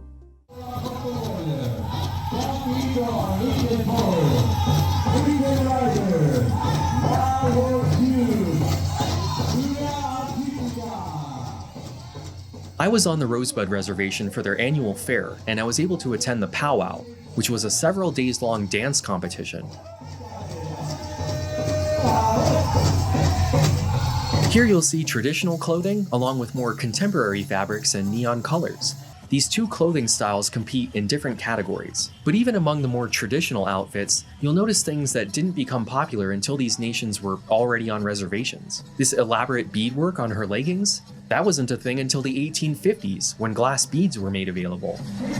These jingle dresses worn by women weren't a thing until 1918. Those metal cones are made out of rolled up chewing tobacco lids. This was an Ojibwe invention that the Sioux and other Plains nations eventually adopted. By the turn of the century, the traditions of the various individual nations blended together to create a more pan-Indian culture. The Brule Lakota Sioux weren't the only tribe represented at the Rosebud Fair. There were participants from all of the Plains communities stretching up to Canada. The assimilation program carried out by the boarding schools and the allotment policy put in place by the Dawes Act were part of a two-pronged approach to terminate reservations altogether. It was widely assumed by most Americans that within a few decades, the Indians wouldn't exist anymore, lost to the insatiable progress of our race. This was such a concern that when Thomas Edison invented the kinetoscope in 1891, one of the first things he filmed was the Sioux Ghost Dance, a 20-second reel designed to capture the Indian before he disappeared. Hollywood became obsessed with Native Americans, featuring them extensively during the silent film era. In 1930, The Silent Enemy was released, telling an Ojibwe story about famine that feels a lot like Disney's Aladdin. They even have a handsome hunter competing against an evil medicine man for the affections of the chief's daughter. But the most memorable part of this film is the introduction, the only non-silent part of the movie, where Chief Chauncey Yellowrobe delivers an opening monologue. So we will be gone You are a civilization who will destroy us. But by your magic, we will live forever. We thank the white who helped us to make this picture. Fun fact, Chauncey Yellowrobe was neither a chief nor an Ojibwe. He was a Lakota Sioux from the Rosebud Reservation. Things finally changed for the American Indian on June 18, 1934, when FDR signed the Indian Reorganization Act, otherwise known as the Indian New Deal. More than any other, this act had the most influence over the political status of Native Americans and remains in effect to this day. Most importantly, this ended the policy of allotment. Reservation land could no longer be sold to non-natives. If you already owned some, you could keep it, but you couldn't buy any more. American Indians collectively controlled 130 million acres when the Dawes Act was signed. By 1933, they only had 49 million acres. An area the size of California had been taken and sold without a treaty. Since FDR was also pushing to end child labor and make public education compulsory nationwide, this act also provided funds to the states so they could build schools on the reservations. Christian boarding schools still existed, but at least now they had a secular second option. Yay, school choice! This Indian New Deal introduced constitutional democracy to the indigenous nations, who could now deal with federal, state, and local governments on an equal government-to-government footing, which significantly reduced the role of the BIA and stripped power away from the Indian agents. Nations were finally allowed to elect their own leaders and give themselves an official name. If you still think Sioux isn't the proper terminology, you should really tell that to the Rosebud Sioux tribe. The new tribal governments were allowed to establish their own police forces and set up tribal courts to prosecute their own crimes. When writing their individual constitutions, the nations were allowed to dictate their own membership criteria, which is where blood quantum enters the mix. Blood quantum is the fraction or percentage of your ancestry that comes from Native Americans. Contrary to popular belief, this policy was not imposed on tribes by the government. Nations were given free rein to decide for themselves who was allowed to enroll as a member. They could be as inclusive or exclusive as they saw fit. Some of them went with the most restrictive option that was feasible: 1/2. That means that if your full-blood parent marries an outsider, you will still be a tribal member. But if you want any of your kids to also be members, you have to get with someone who is also at least half. The Shakopee-Midi-Wakanton Sioux in Minnesota went this route, and they currently have 779 members. That is a very small dating pool. Setting the bar that high seems like a surefire way to breed yourselves out of existence. So most nations only require a blood quantum of 1/4, which is 1 grandparent, or 1/8, which is 1 great-grandparent. Smaller fractions are more rare, but some nations don't use this system at all. The 5 civilized tribes that were relocated to Oklahoma during the Indian Removal Act do not determine membership by what percentage of Native American blood you carry. So no, that Ancestry.com test does not make you an Indian. And you probably aren't the descendant of a Cherokee princess either. The reason so many people claim Cherokee ancestry in particular is because 1, they used to be in the South where some mixing happened, and 2, they are the largest nation in the country and the easiest one to get into. All you have to do is prove direct lineage to someone listed on the Dawes rolls from the 1890s. While the Cherokee Nation in Oklahoma was being broken up into allotments, they compiled a list of everyone that was to receive an individual plot, known as the Dawes Rolls. This was the first accurate census for most indigenous nations, and doubled as the earliest written record of every tribal member's name. Funny enough, this is also how blood quantum is calculated, since DNA tests didn't exist in the 1930s. The rolls listed every member as either full or mixed, and only gave the blood fraction if it was known. To figure out your quantum, you have to trace your lineage back to this list and do the math. As you can imagine, a lot of mistakes and assumptions were made in the 1890s. People who weren't actually full-blooded declared themselves to be, and people who were half Lakota, half Cheyenne were only listed as half. Any nation with a blood quantum requirement is just using the Dawes rolls by proxy, and has to accept these errors at face value. Because of all that, the Cherokee Nation decided that as long as you can prove ancestry to anyone on that list, you can enroll as a member, unless you're the descendant of one of their black slaves, in which case you can kick rocks. The Cherokee brought slaves with them on the Trail of Tears. They had about 2,500 of them by the time of the Civil War, during which they fought on the side of the Confederacy. When they lost, they were forced to give up their slaves and make the freedmen full citizens of the Cherokee Nation. The Cherokee were never happy about that, and over 100 years later, they voted to disenroll the 2,800 descendants of Cherokee freedmen, which was less than 1% of their total enrollment. Talk about a grudge. And there's nothing the Supreme Court or federal government can do about it because nations get to decide their own membership criteria. Despite that controversy, the Indian Reorganization Act had an obviously positive impact on American Indians, who were finally able to enjoy the same right to self-government as any other American. They were even made citizens of the United States in 1924, though they still couldn't vote. But, as we've seen throughout American history, whenever a racial minority gains more civil rights or political power, there's an immediate backlash from the white community. Hollywood's sympathetic portrayals of Native Americans gave way to stereotypically negative depictions. John Ford's 1939 film Stagecoach, starring John Wayne, ushered in the era of the Western, when Indians were relegated to the background and treated as an environmental hazard akin to a tornado or mountain lion. Audiences expected to see savage Indians attacking towns and wagon trains and began to automatically fear names like Geronimo. It says they're being stirred up by Geronimo. Geronimo? How do we know he isn't a lion? He's a Cheyenne. They hate Apaches worse than we do. Okay, you can't keep teasing Geronimo if you're not going to show the... Actually, you know what? I'm going to put that video up on Nebula. Details later. Even cartoons like Popeye got in on the action with the 1938 short Big Chief Ugg a Mug Ugg. Just wow. This is when Tonto speak became a thing. Oh, me making a squaw beautiful. Did the chief at the beginning of The Silent Enemy talk like that? Of course not. No bug hang around here till he prove himself brave and bold warrior. The episode is full of racial stereotypes and caricatures for Popeye to battle, and in the end, he saves his girlfriend. I licked them, and how wow, there'll be no more powwow with Popeye the Sailor Man. Now, you might be thinking, who cares? This came out forever ago.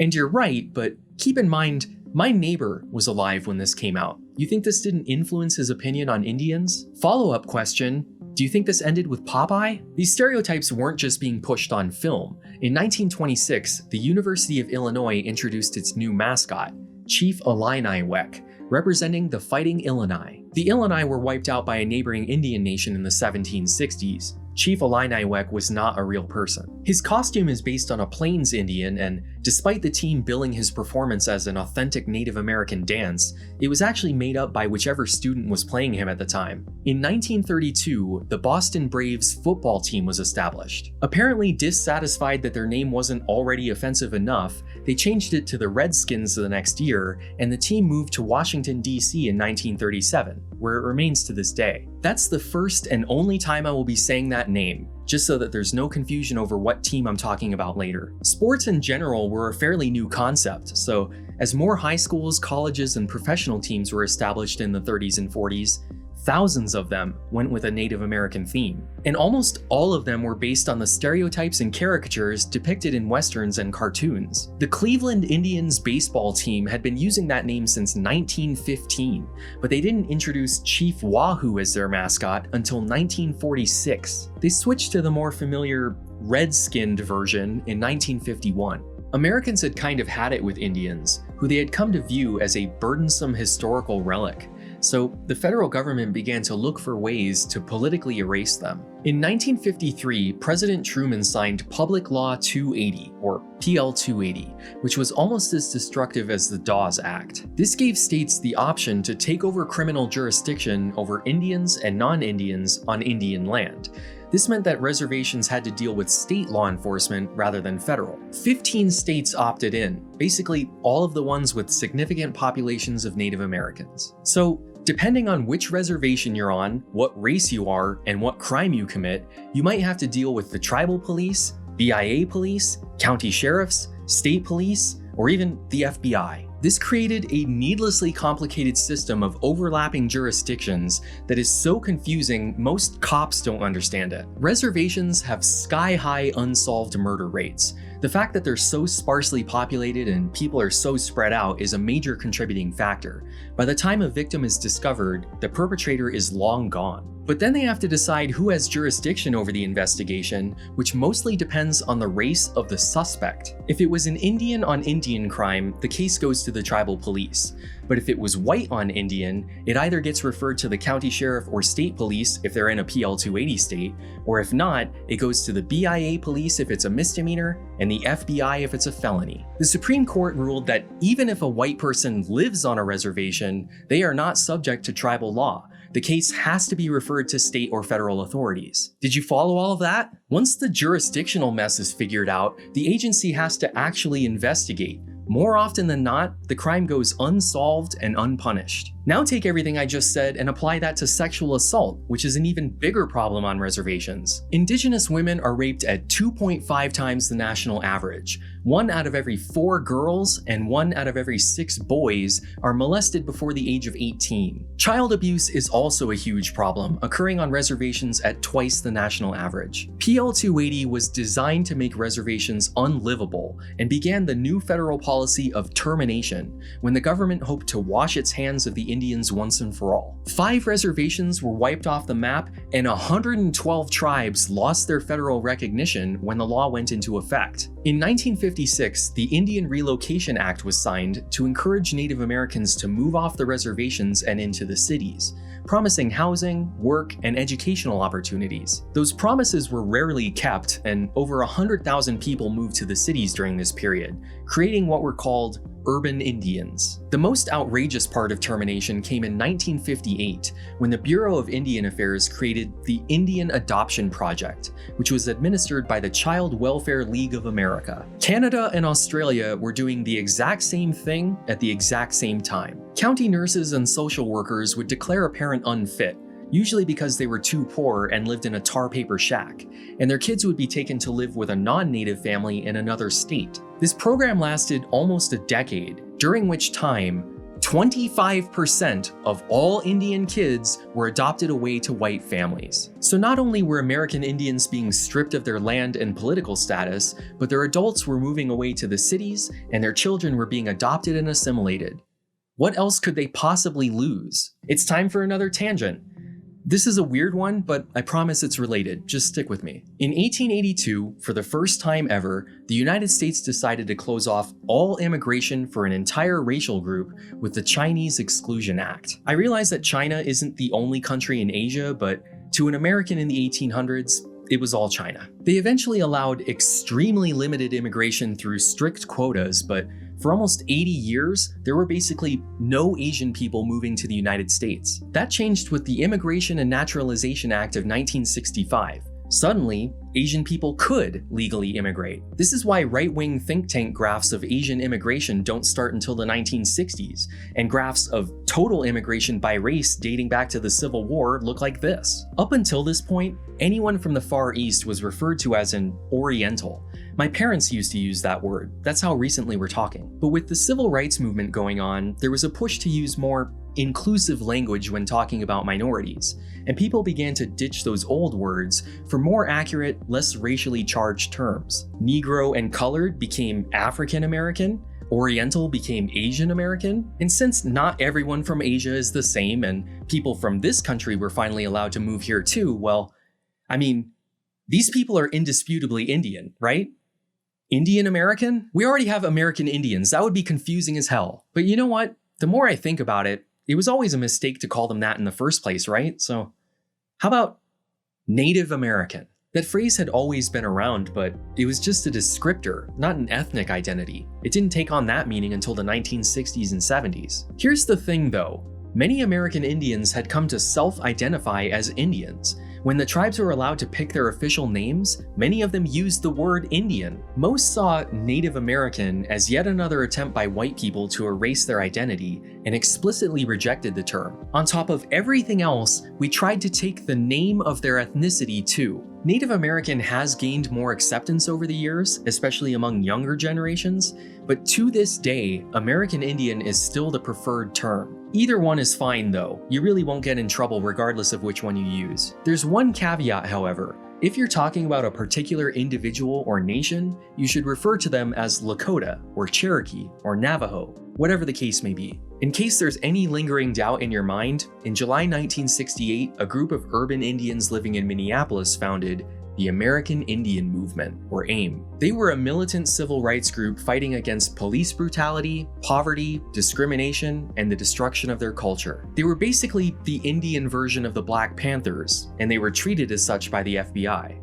AIM staged a number of high-profile protests in the early 70s. They started by helping to occupy Alcatraz for 19 months. On Thanksgiving, they buried Plymouth Rock under sand and briefly took over the Mayflower II replica ship. After that, several hundred of them stormed the BIA offices in Washington, D.C., demanding to have their issues be heard, and held the building for a week.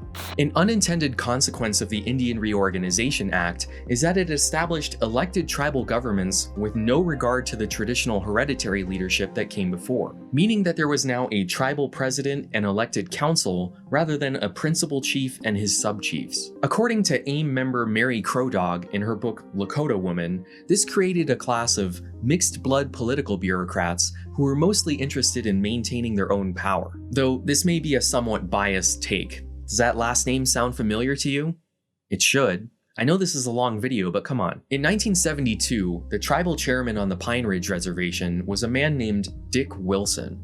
He was incredibly corrupt, giving government jobs to his family and stealing tribal money. He often withheld rations or distributed them unevenly, favoring certain communities over others. He showed an obvious preference for assimilated mixed-race families and ruled with an iron fist. If you got on his bad side, he would send his goon squad to murder you. They were literally called the Goon Squad. Guardians of the Oglala Nation, G-O-O-N. I mean, why don't you just call them the bad guys at that point? The hereditary chiefs formed a civil rights commission to protect their people and attempted to have Dick Wilson impeached for corruption, but that effort fell through. In their desperation, the Oglala turned to a group they did fully understand, actually, the American Indian Movement. On February 27, 1973, 200 AIM activists and local Oglala stormed and looted the trading post at Wounded Knee and then occupied the church, preparing for a siege. Their leaders included Russell Means, Mary Bravebird, and her future husband, Leonard Crow Dog,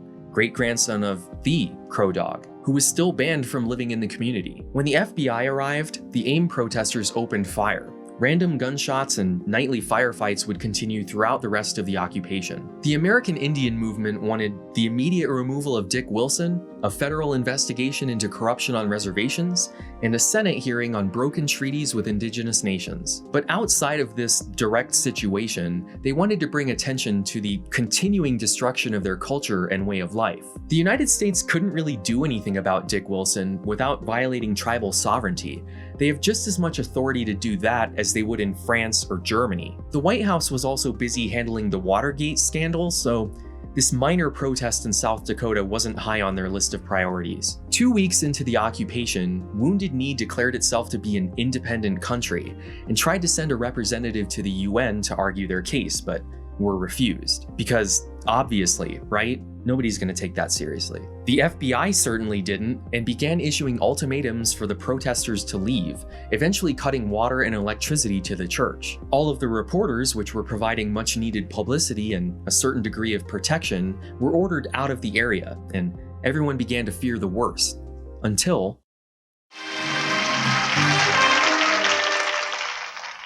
Hello, my name is Sasheen Littlefeather.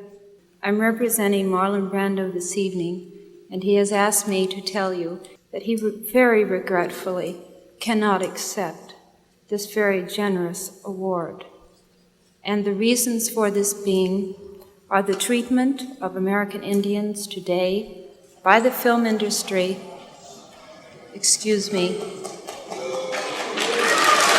In August 2022, the Academy officially apologized for this reaction, just 2 months before her death in October. And on television, in movie reruns, and also with recent happenings at Wounded Knee. Marlon Brando refused the Oscar for Best Actor in The Godfather to bring attention to the occupation at Wounded Knee and to protest the way American Indians were being depicted on screen, which was still pretty negative.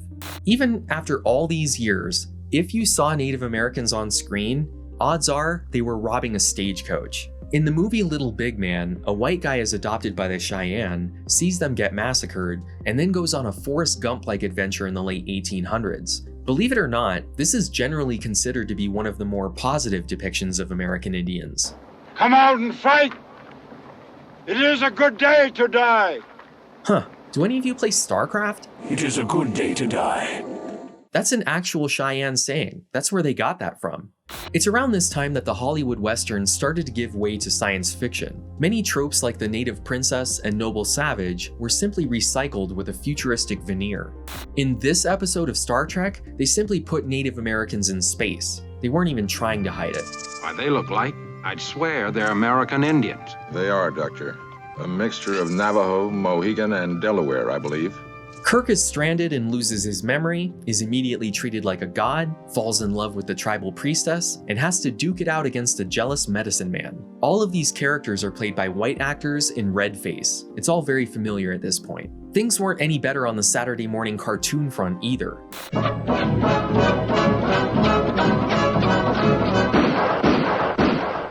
One little, two little, three little Injuns. 4 little, 5 little, 6 little Injuns. This is the stuff baby boomers like my dad grew up watching. Aside from it being in color, it's virtually indistinguishable from the stuff that came out in the 30s. So you know what? Good on you, Marlon Brando. This is a problem worth talking about. He'd actually been helping American Indians fight for their hunting and fishing rights, and him bringing so much attention to Wounded Knee on national television was a big deal. It was about to be summer, and Nixon was worried that the area would be flooded with college students doing some protest tourism. On April 26th, a heavy gun battle took place, and an Oglala man named Buddy Lamont was killed. Soon afterwards, the Sioux chiefs ordered an end to the siege, despite AIM wanting to continue. They surrendered on May 8th, having occupied Wounded Knee for 71 days. The American Indian movement reluctantly disarmed and submitted to arrest. Over the next few years, there would be over 500 indictments filed against its members, which caused the group to eventually fall apart. Thankfully, their message wasn't lost on people. Numerous laws were introduced to right the various wrongs of the past. As part of his war on poverty, President Johnson created the Department of Housing and Urban Development and set it to the task of building actual homes on reservations. I wasn't kidding when I said Native American families were living in tar paper shacks. That was standard lodging at this point. So the government got to work building what are known as HUD housing tracts, little cul-de-sac communities dotted around the reservation. The idea was to construct mini neighborhoods, just like the ones you would find in white suburbia. These were built on trust land, so families do not own their homes. Rather, they are assigned them when they're available, without regard to family ties, rivalries, or tribal factions. For many people, this was the first time they had electricity, running water, and a dedicated bathroom.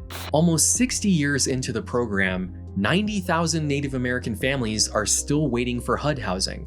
Many people living on reservations don't even have physical addresses yet, which makes things like voting and even calling 911 incredibly difficult. So pick up the pace, HUD. In 1975, the Indian Self-Determination and Education Assistance Act was passed, which provided federal funds to reservations for law enforcement, environmental protection, childcare, and education. This gave tribal governments control over their own schools and education, finally ending the boarding school program. These schools still physically exist. They've just been converted into Indian schools run by the tribal governments, not churches. State-run public schools also still exist on reservations, giving students a few different options. For contrast, the last residential school in Canada didn't close until 1996.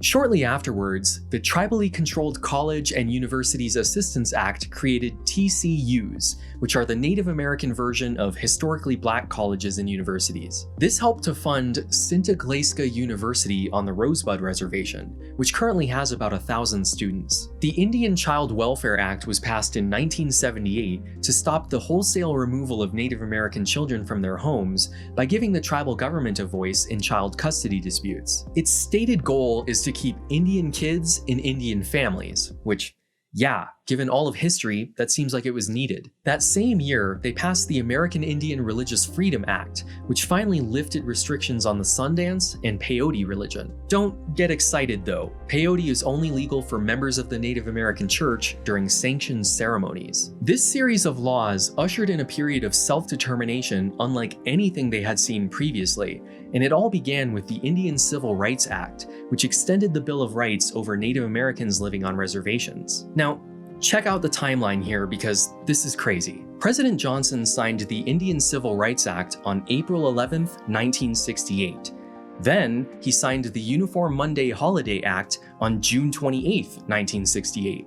This is the law that made Columbus Day a federal holiday. As I said, anytime a racial minority makes a political advancement, there's a white cultural backlash. The American Indian movement was founded a month later.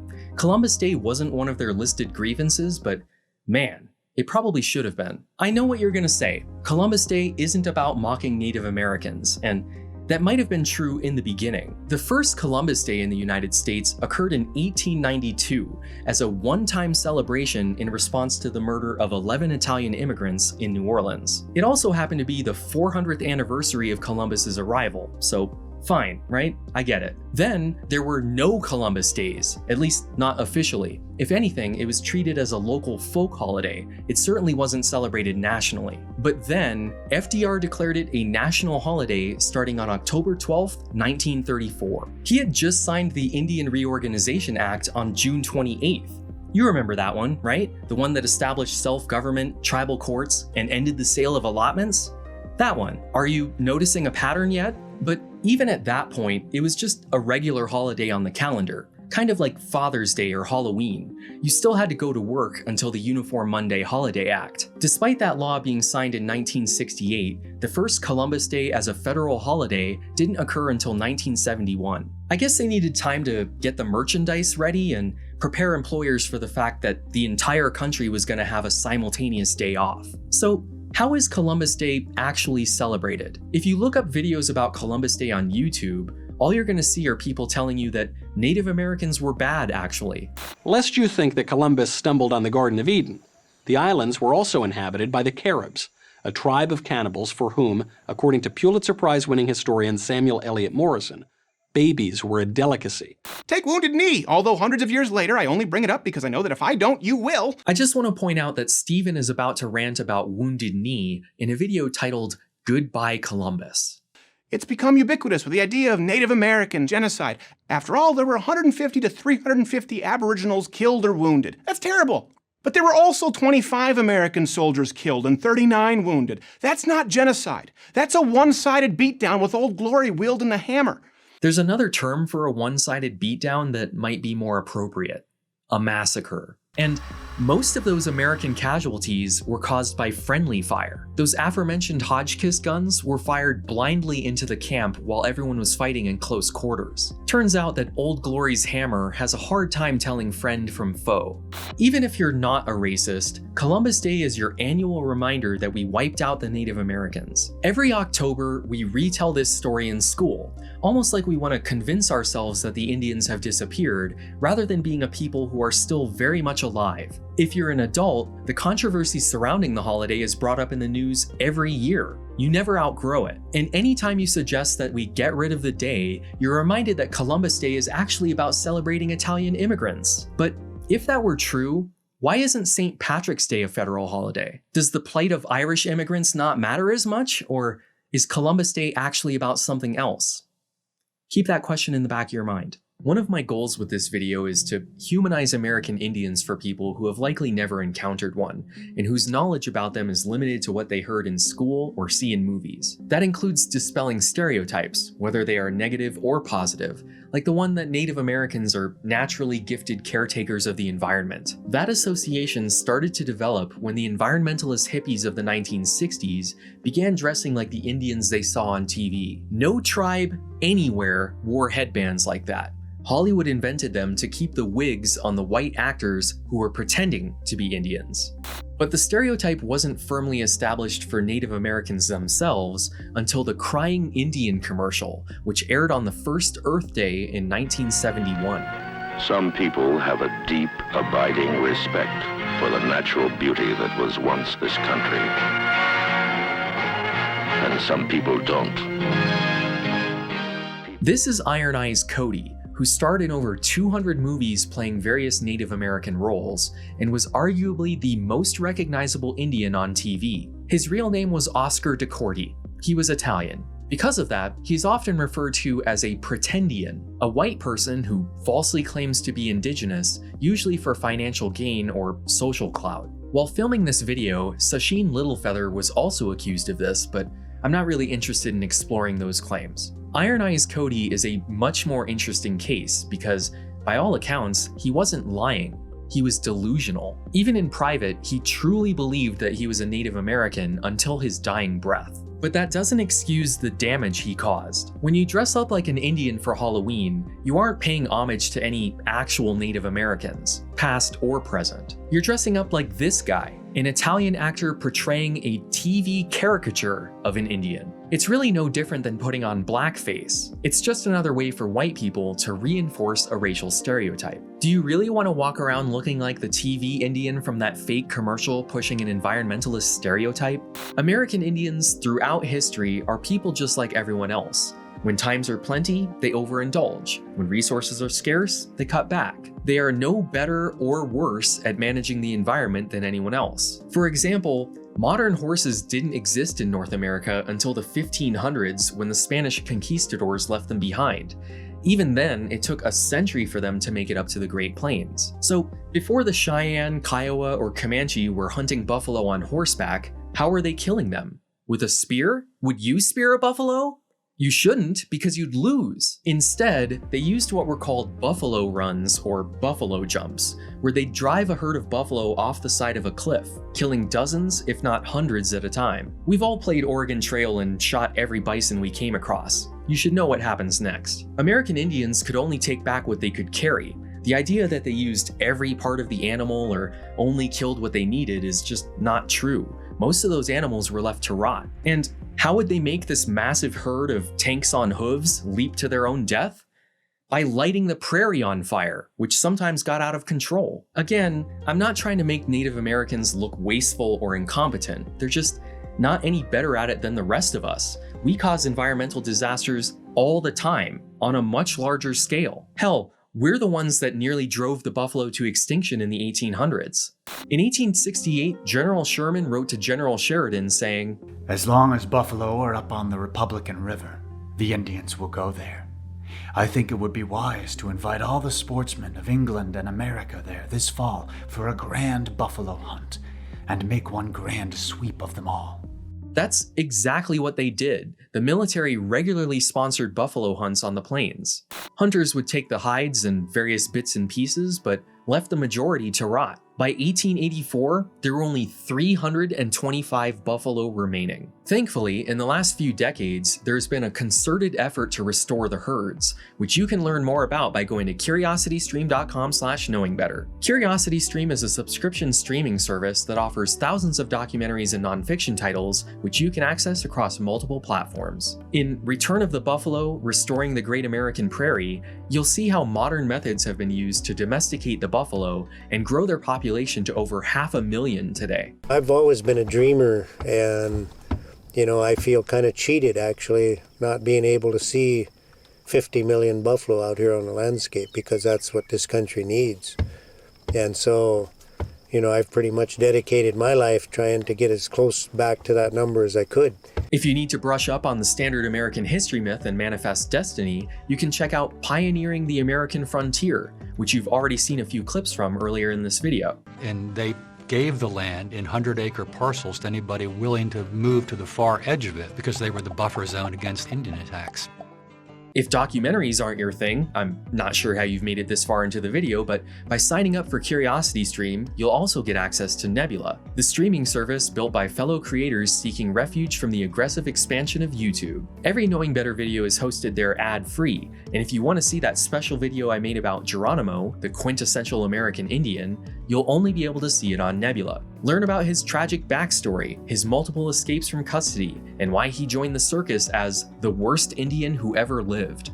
Bruh, You can't keep surrendering and escaping like that. You're making things so much worse for yourself. Check it out by heading over to curiositystream.com/knowingbetter, where we've worked out a deal where you can get both CuriosityStream and Nebula for only $14.79 a year. You'll also be supporting the channel when you do. In 1997, the Ojibwe overfished the walleye pike in Red Lake, Minnesota, which caused the population to collapse. Almost immediately, Minnesotans claimed that the tribe couldn't be trusted to manage the lake and it should be taken from them. Commercial, sport, and even subsistence fishing were closed, while the Red Lake Ojibwe and the state of Minnesota worked together to rebuild the population. After dumping 105.2 million walleye fry into the lake, they were breeding on their own by 2004, so it all worked out in the end. 2 years later, there was a disputed tribal election on the Red Lake Reservation, which again made local white people call for the abolition of reservations, fearing further mismanagement of the lake. Could you imagine if other countries said that about us during our numerous environmental disasters or electoral mishaps? The story of how they got to fish on that lake in the first place is important. In 1974, the Tribble brothers went spearfishing on Chief Lake in Wisconsin, hoping to create a case to test their treaty rights in federal court. This happens literally all the time. Both Rosa Parks and Homer Plessy were intentionally arrested for that reason. The Wisconsin Department of Natural Resources apprehended them, and their case bounced around the courts until 1985, when the Court of Appeals reaffirmed the Ojibwe's right to hunt and fish on all of their ceded territory, even on private land. This pissed off the people of Wisconsin in a way you wouldn't believe. Assuming the Ojibwe would cause another ecological disaster, they started protesting on reservations by carrying signs that said, "Save a walleye, spear an Indian." Don't let the black and white picture fool you. This was 1987. I was alive at this point. Now, the reason this makes white people so angry is that for American Indians, hunting and fishing is a right, but for everyone else, it's a privilege. You have to apply for a permit or tag, pay fees, observe limits, wait for seasons and everything. How is that fair? Fine. If they get these special rights because of a 150-year-old treaty, they should only get to use canoes and spears, not commercial boats and nets. Okay, then the United States only gets to use horses and trains. Since when do treaties lock you into the technology in use at the time? And these aren't special rights that the government granted them to make up for centuries of mistreatment or anything. These are rights that they already had when the United States started drawing lines around them. Oh, you want 75% of our land? Well, we still want to be able to hunt and fish on that land. The United States agreed to those terms, which is why you're allowed to live there in the first place. And you should really think about what would happen if they abolished that treaty. You would have to move, and they would still get to hunt and fish on that lake. Treaty rights are probably the most misunderstood aspect of American Indian politics today. These aren't special rights granted to them because we felt sorry for what we did. These were independent, sovereign nations who could only be dealt with through treaty, just like any other country in the world. They made deals with the United States on a government-to-government basis, usually giving away land, maybe in exchange for food rations or annual payments. They made concession after concession until they finally reserved a tiny bit of land for themselves, a reservation. Under almost all of those treaties, American Indians maintained their rights to hunt and fish on that land, which we call treaty rights. They were never given and they were never taken away. They also held on to their sovereignty, which basically means that within their territory, they have the same independent right to self-determination as any other nation. Put another way, with few exceptions like the Major Crimes Act and PL 280, federal and state laws do not necessarily apply within the borders of a reservation. They have their own laws, which are enforced by their own police and their own courts. That doesn't make them banana republics with kangaroo courts. It's best to think of reservations like mini states. Minnesota laws don't apply in Wisconsin because they are both sovereign. In 1971, Helen Bryan was living on the Leech Lake Reservation in Minnesota and received a property tax bill from the county for $29.85. She ignored it because she believed that due to tribal sovereignty, reservation land couldn't be taxed by the state. Imagine getting a tax bill from Puerto Rico. You'd throw it in the trash, right? But the next year, they added $118.10 to the bill, bringing the total to $147.95. Believe it or not, the dispute over that tiny amount made it all the way up to the Supreme Court in 1976, and they ruled in favor of the Ojibwe. States cannot tax anything on reservations. Did anyone else hear a door open? Almost immediately, tribal governments across the country realized that they could capitalize on America's addiction to cigarettes by selling them tax-free. Kind of like those duty-free shops in the airport. This is sometimes referred to as a loophole economy, and some nations were making up to $4,000 a day through these sales. The Cabazon Band of Mission Indians in California was one of them. They even opened a mail-order cigarette business, which finally caught the attention of the state. Governments don't really like missing out on tax revenue. So in 1980, the courts ruled that any cigarettes sold to non-natives were subject to tax, which created such an accounting nightmare that most nations abandoned the industry altogether. The Cabazon Band decided to open up their first poker room that year, and it was raided by the FBI just 2 weeks later. Their case made it up to the Supreme Court in 1987, which ruled that tribal sovereignty extended over civil regulatory issues like gambling, even if the reservation is in a PL 280 state. The Seminole tribe of Florida won a similar case regarding their high-stakes bingo hall around the same time. These two cases are what finally allowed Indian casinos to become a thing. I was always under the impression that they've basically always existed, but nope. Most of them opened in the 90s. The government quickly realized that they couldn't stop this industry from existing. So in 1988, they passed the Indian Gaming Regulatory Act, which stated that gambling on reservations was only allowed if it was legal in the state, or if they entered into an agreement with the state, which usually included taxes. Indian casinos still fall under federal jurisdiction though, so gambling crimes go to the FBI rather than state or local police. Before the pandemic, Indian casinos brought in $34.6 billion in revenue, while all the gaming in Las Vegas only generated a measly $12 billion. And I think it's hilarious that they were only able to get into this business because of a $147.95 tax bill. If you think it's unfair that reservations get to have these, remember that we were the foreign country that surrounded them. How are Indian reservations any different from those single-city casino countries in Europe? A lot of the animosity surrounding this comes from jealousy. There's a pervasive myth that Indian casinos generate huge payouts that are dispersed to individuals. During the 80s and 90s, there was a sudden influx of people trying to claim tribal membership for that reason. But that's actually a rare occurrence. 12% of the casinos generate 65% of the revenue. Some reservations are just luckier than others. Remember the Shakopee Midewakanton Sioux community I mentioned earlier? The one that restricts membership to only people who can prove a blood quantum of 1/2? This is why. Every enrolled member receives a payment of $84,000 a month thanks to their casinos. That's $1 million a year. Soon after they opened their first casino, 20,000 people who rediscovered their roots tried to sue the nation in federal court for membership, but were rejected because nations are allowed to dictate their own criteria. If those people were allowed in, those per capita payments would have dropped to just $1,000 a month. The Seminole tribe of Florida generated so much revenue through gaming that they were able to buy the Hard Rock Cafe with its 180 restaurants, 24 hotels, and 11 casinos. But of the 574 federally recognized tribes in the United States, only 1/3 of them operate casinos, and most of them do not bring in millions. They make just enough money to provide a few dozen jobs to people on the reservation and generate funds to maintain the schools and roads. But despite that, the link between Indians and casinos has become permanent in the minds of most Americans.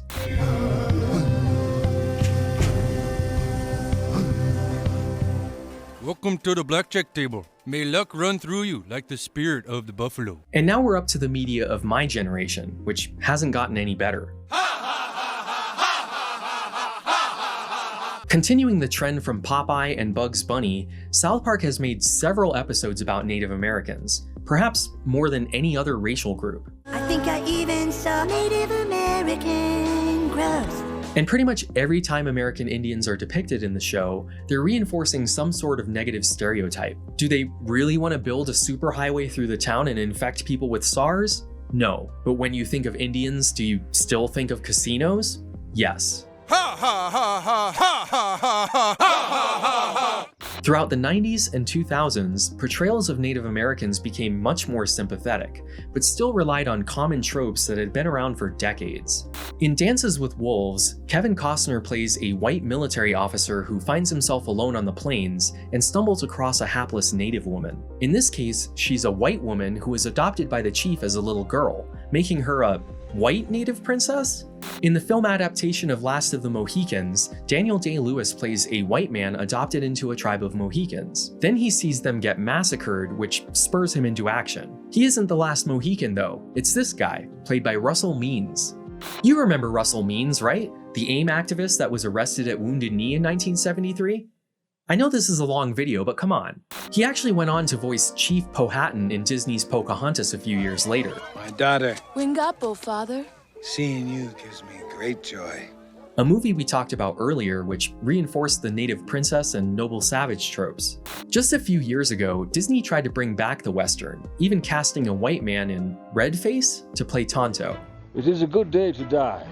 That movie failed for a lot of reasons, not least of which is that most Americans have grown tired of Westerns and now recognize them as being somewhat racially insensitive, which is why Hollywood has continued the trend of taking all of these stories and putting them in space. I'm sure you're all familiar with Avatar, when a disabled soldier puts on blueface and falls in love with a native princess and dukes it out with her noble fiancé. He's eventually adopted into the tribe. But even more recently, Disney's Star Wars got in on the action with the Book of Boba Fett, where he finds himself alone in the desert, is adopted by a native tribe of Tuscans, learns their ways, even going on a vision quest, and then sees them get massacred, which spurs him into action.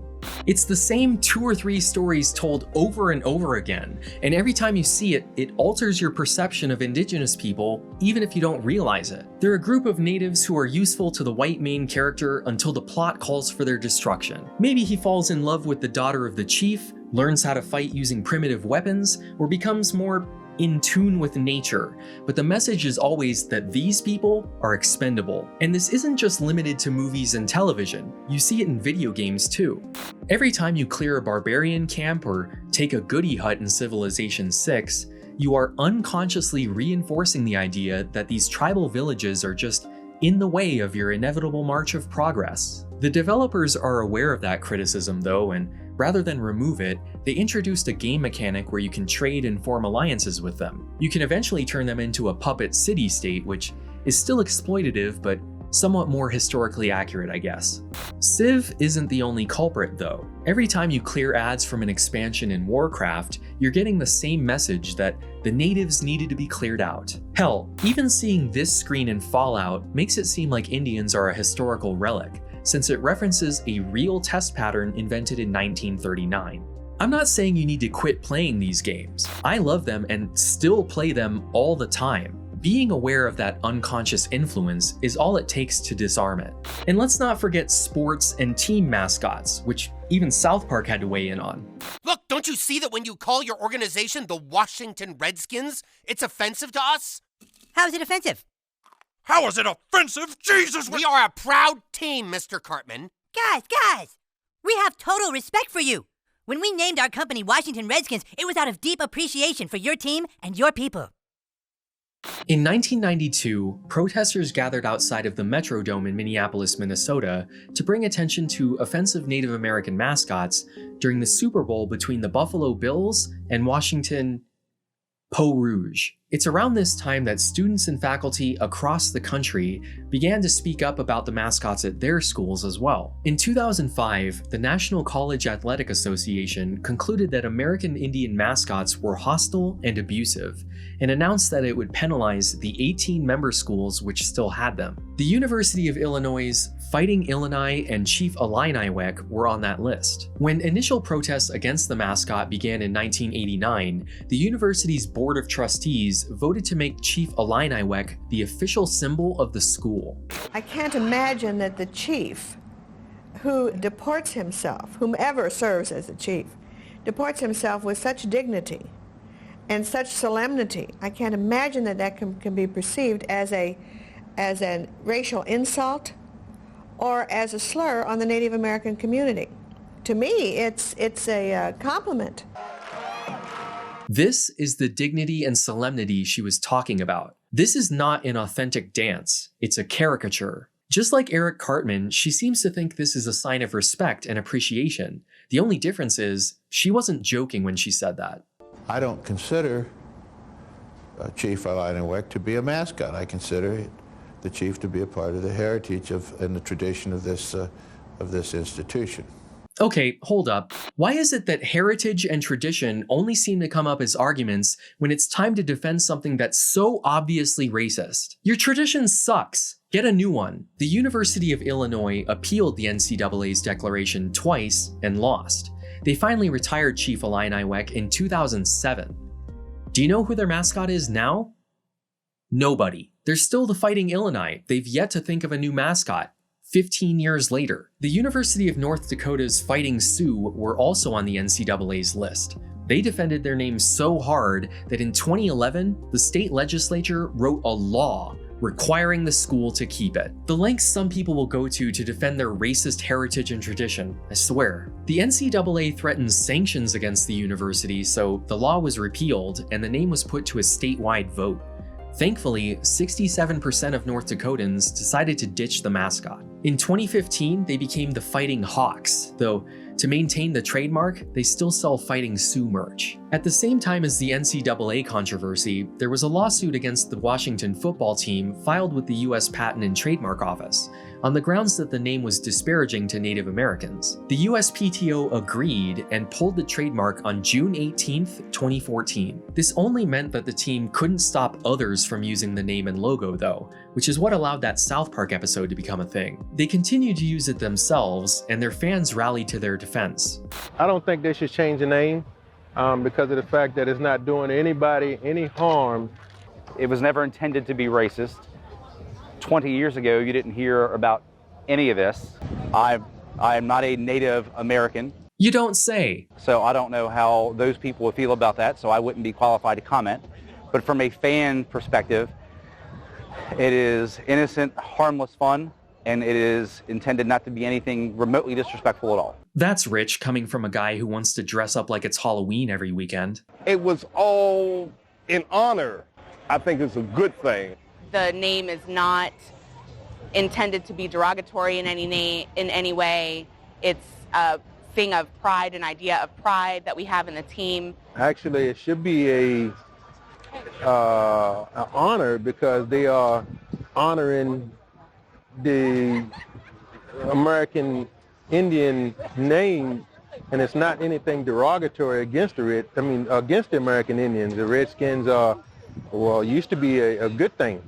Why is it always the same argument? It's all in good fun. Actually, it's an honor. You should feel pride when you hear that racial slur. And it is a racial slur. It was never a good thing. Even if you ignore the obvious connection to scalping, in 1898, Merriam-Webster defined the word as a North American Indian, so called for the color of their skin, often contemptuous. Contemptuous means manifesting, feeling, or expressing deep hatred or disapproval. What part of that is supposed to be an honor? Once the trademark was removed, news outlets like ESPN and the Washington Post stated that they would no longer be using the name, instead referring to it as the Washington football team. Then the No Dapple protests on the Standing Rock Reservation brought more attention to the issue in the summer of 2016, which was flooded by a bunch of college students doing some protest tourism. But it wasn't until the George Floyd protests of 2020 that the team finally relented, retired the name, and officially became the Washington football team, with no mascot. They announced their rebrand as the Washington Commanders with the start of the 2022 season. I agree with that change, not only because it was an obvious racial slur, but I don't think we should be using American Indians as mascots at all. Think about the sorts of things we usually turn into a team name or mascot. Are there any commonalities? I've found that, with few exceptions, you can fit most any mascot into one of 6 categories. First, the weather events. This is where teams like the Hurricanes, Tornadoes, and Heat fit. Next, we have the inanimate objects, like the Nuggets, Jazz, Rockets, Jets, stuff like that. Then we have animals, the sharks, bears, dolphins. I'm sure you can name hundreds more. Somewhat related are the mythical creatures, like unicorns, dragons, angels, and leprechauns. The fourth category is made up of historical figures, which includes things like gladiators, Trojans, 49ers, and even patriots. And finally, we have the real-world professions, the packers, brewers, mariners, steelers, occupations that people still have to this day. So, looking at this list, which category do American Indians fit into? The only possible answer is historical figures.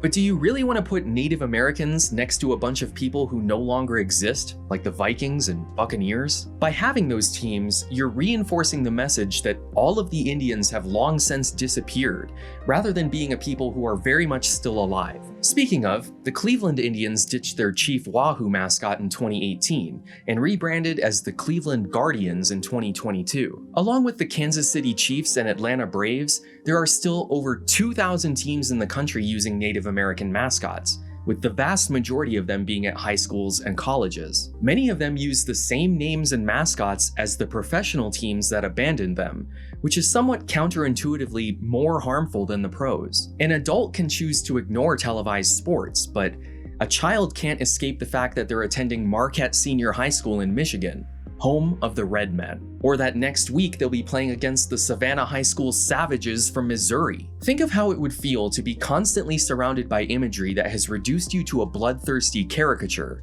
held in the same regard as talking animals and pirates. Like most people, the only time I hear about today's American Indians is when people are outraged about sports mascots or team names, like the Washington Redskins. But sports teams' names are the least of Indians' problems. Sure, team mascots are a minor issue in the grand scheme of things, but it's also an incredibly easy fix. People fight to keep team names and Columbus Day for the same reason they fight to keep Confederate flags and statues. They're obvious symbols of white supremacy that can easily be defended using claims of heritage and tradition. If you don't celebrate Columbus Day, you must hate America and Western civilization. Columbus is not the issue here and never was. This whole Indigenous Peoples Day charade is about teaching your children to despise Western civilization and anybody who dare defend it. When we celebrate Columbus, we celebrate the arrival of Western civilization to the Western Hemisphere. And if you can't celebrate that, it says much more about your moral compass than about history's greatest explorer.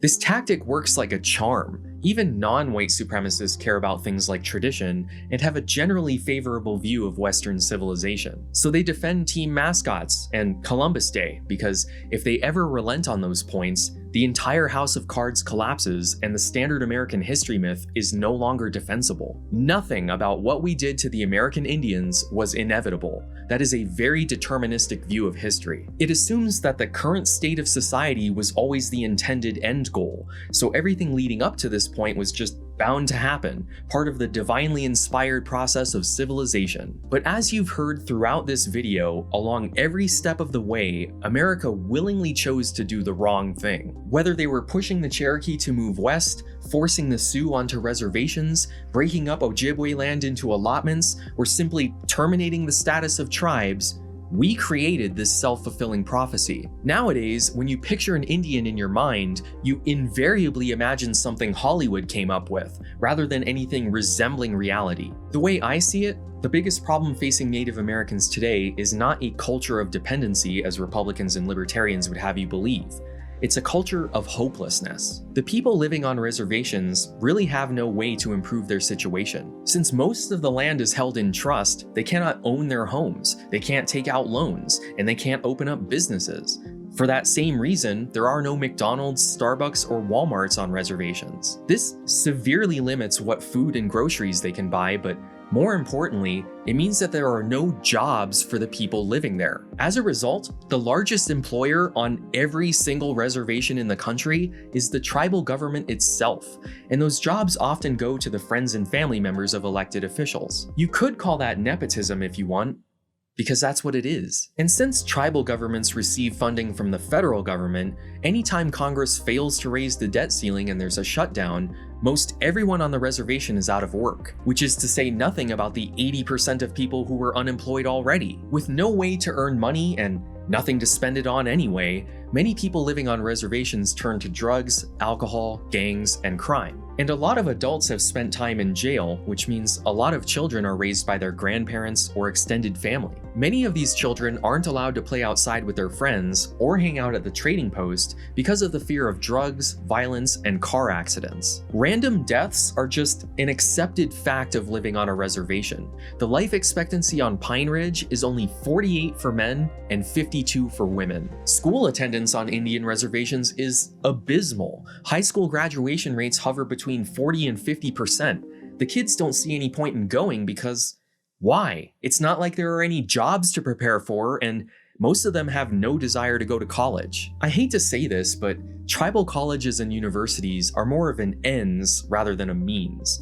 Only 20% of students earn a degree, and those who do often stay and end up getting multiple. Their primary purpose is to preserve their culture through education, not prepare students to leave the reservation. From talking to people, it seems like the #1 piece of advice given to Native Americans who want to succeed in life is to get off the reservation, which is actually significantly more difficult than you might imagine. First of all, there are cultural issues. Anyone who expresses a desire to leave is often labeled as thinking they're better than everyone else, and possibly shunned if they do. It's kind of the Indian version of being an Uncle Tom. You're abandoning your people to follow the white man's path. This is why we have the phrase going off the reservation, meaning to break with one's group. Even if you're willing to leave all of your friends and family behind, and you magically have the financial means to afford moving several hundred miles, there are still huge obstacles for you to overcome. Are you starting completely fresh in a brand new city where you have no connections? How are you going to find a place to rent when you have no references or credit history?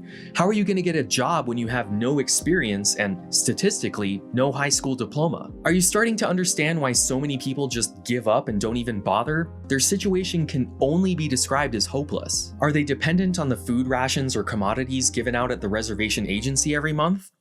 Yes, but do they want to be? No. The United States government forced them into this position by preventing them from building generational wealth, stripping them of their culture, and confining them to patches of land they themselves deemed to be a barren waste. This isn't something that happened to them 150 years ago, it's something we are still doing to them right now. Solving this situation will be an incredibly complex task that will take decades to parse. Each individual nation has their own treaty with the United States with its own unique conditions. We can't just blanket abolish all reservations in one fell swoop. And I'm not even sure that's the answer anyway. We need to drop this paternalistic idea that they need to be protected from themselves and give them the ability to do whatever they want with their own land. We need to encourage businesses to move in, which will improve infrastructure and services across the board. And we really need to solve the jurisdictional nightmare that makes Indigenous women an easy target for white outsiders to do whatever they want with, knowing they will get away with it. More controversially, the government probably needs to buy back all of those allotments and return them to their rightful owners. It really kind of blows a hole in the whole Indian giver myth when you realize that in the vast majority of cases, they didn't really give us anything. We just took it. We obviously can't give all of it back, but we can at least make sure they have what was promised to them by treaty. If all of that sounds like an overly difficult, monumental task, I can suggest a really easy place for you to start. Change your team mascot and get rid of that stupid holiday, because now you know better. Congratulations if you made it through this video in one sitting. Be on the lookout for the several follow-up videos related to this topic that will be coming in the next few weeks, including the Nebula exclusive on Geronimo. I'd like to give a shout out to my newest Golden Fork patrons, Alex, Patrick, and Zim. If you'd like to become an enrolled member of the Knowing Better band, head on over to patreon.com/knowingbetter. Or, for a one-time donation, paypal.me/knowingbetter. Don't forget to colonize that subscribe button or the join button if you want to fully assimilate. Check out the merch at knowingbetter.tv, follow me on Twitter, Facebook, and Instagram, and join us on the subreddit.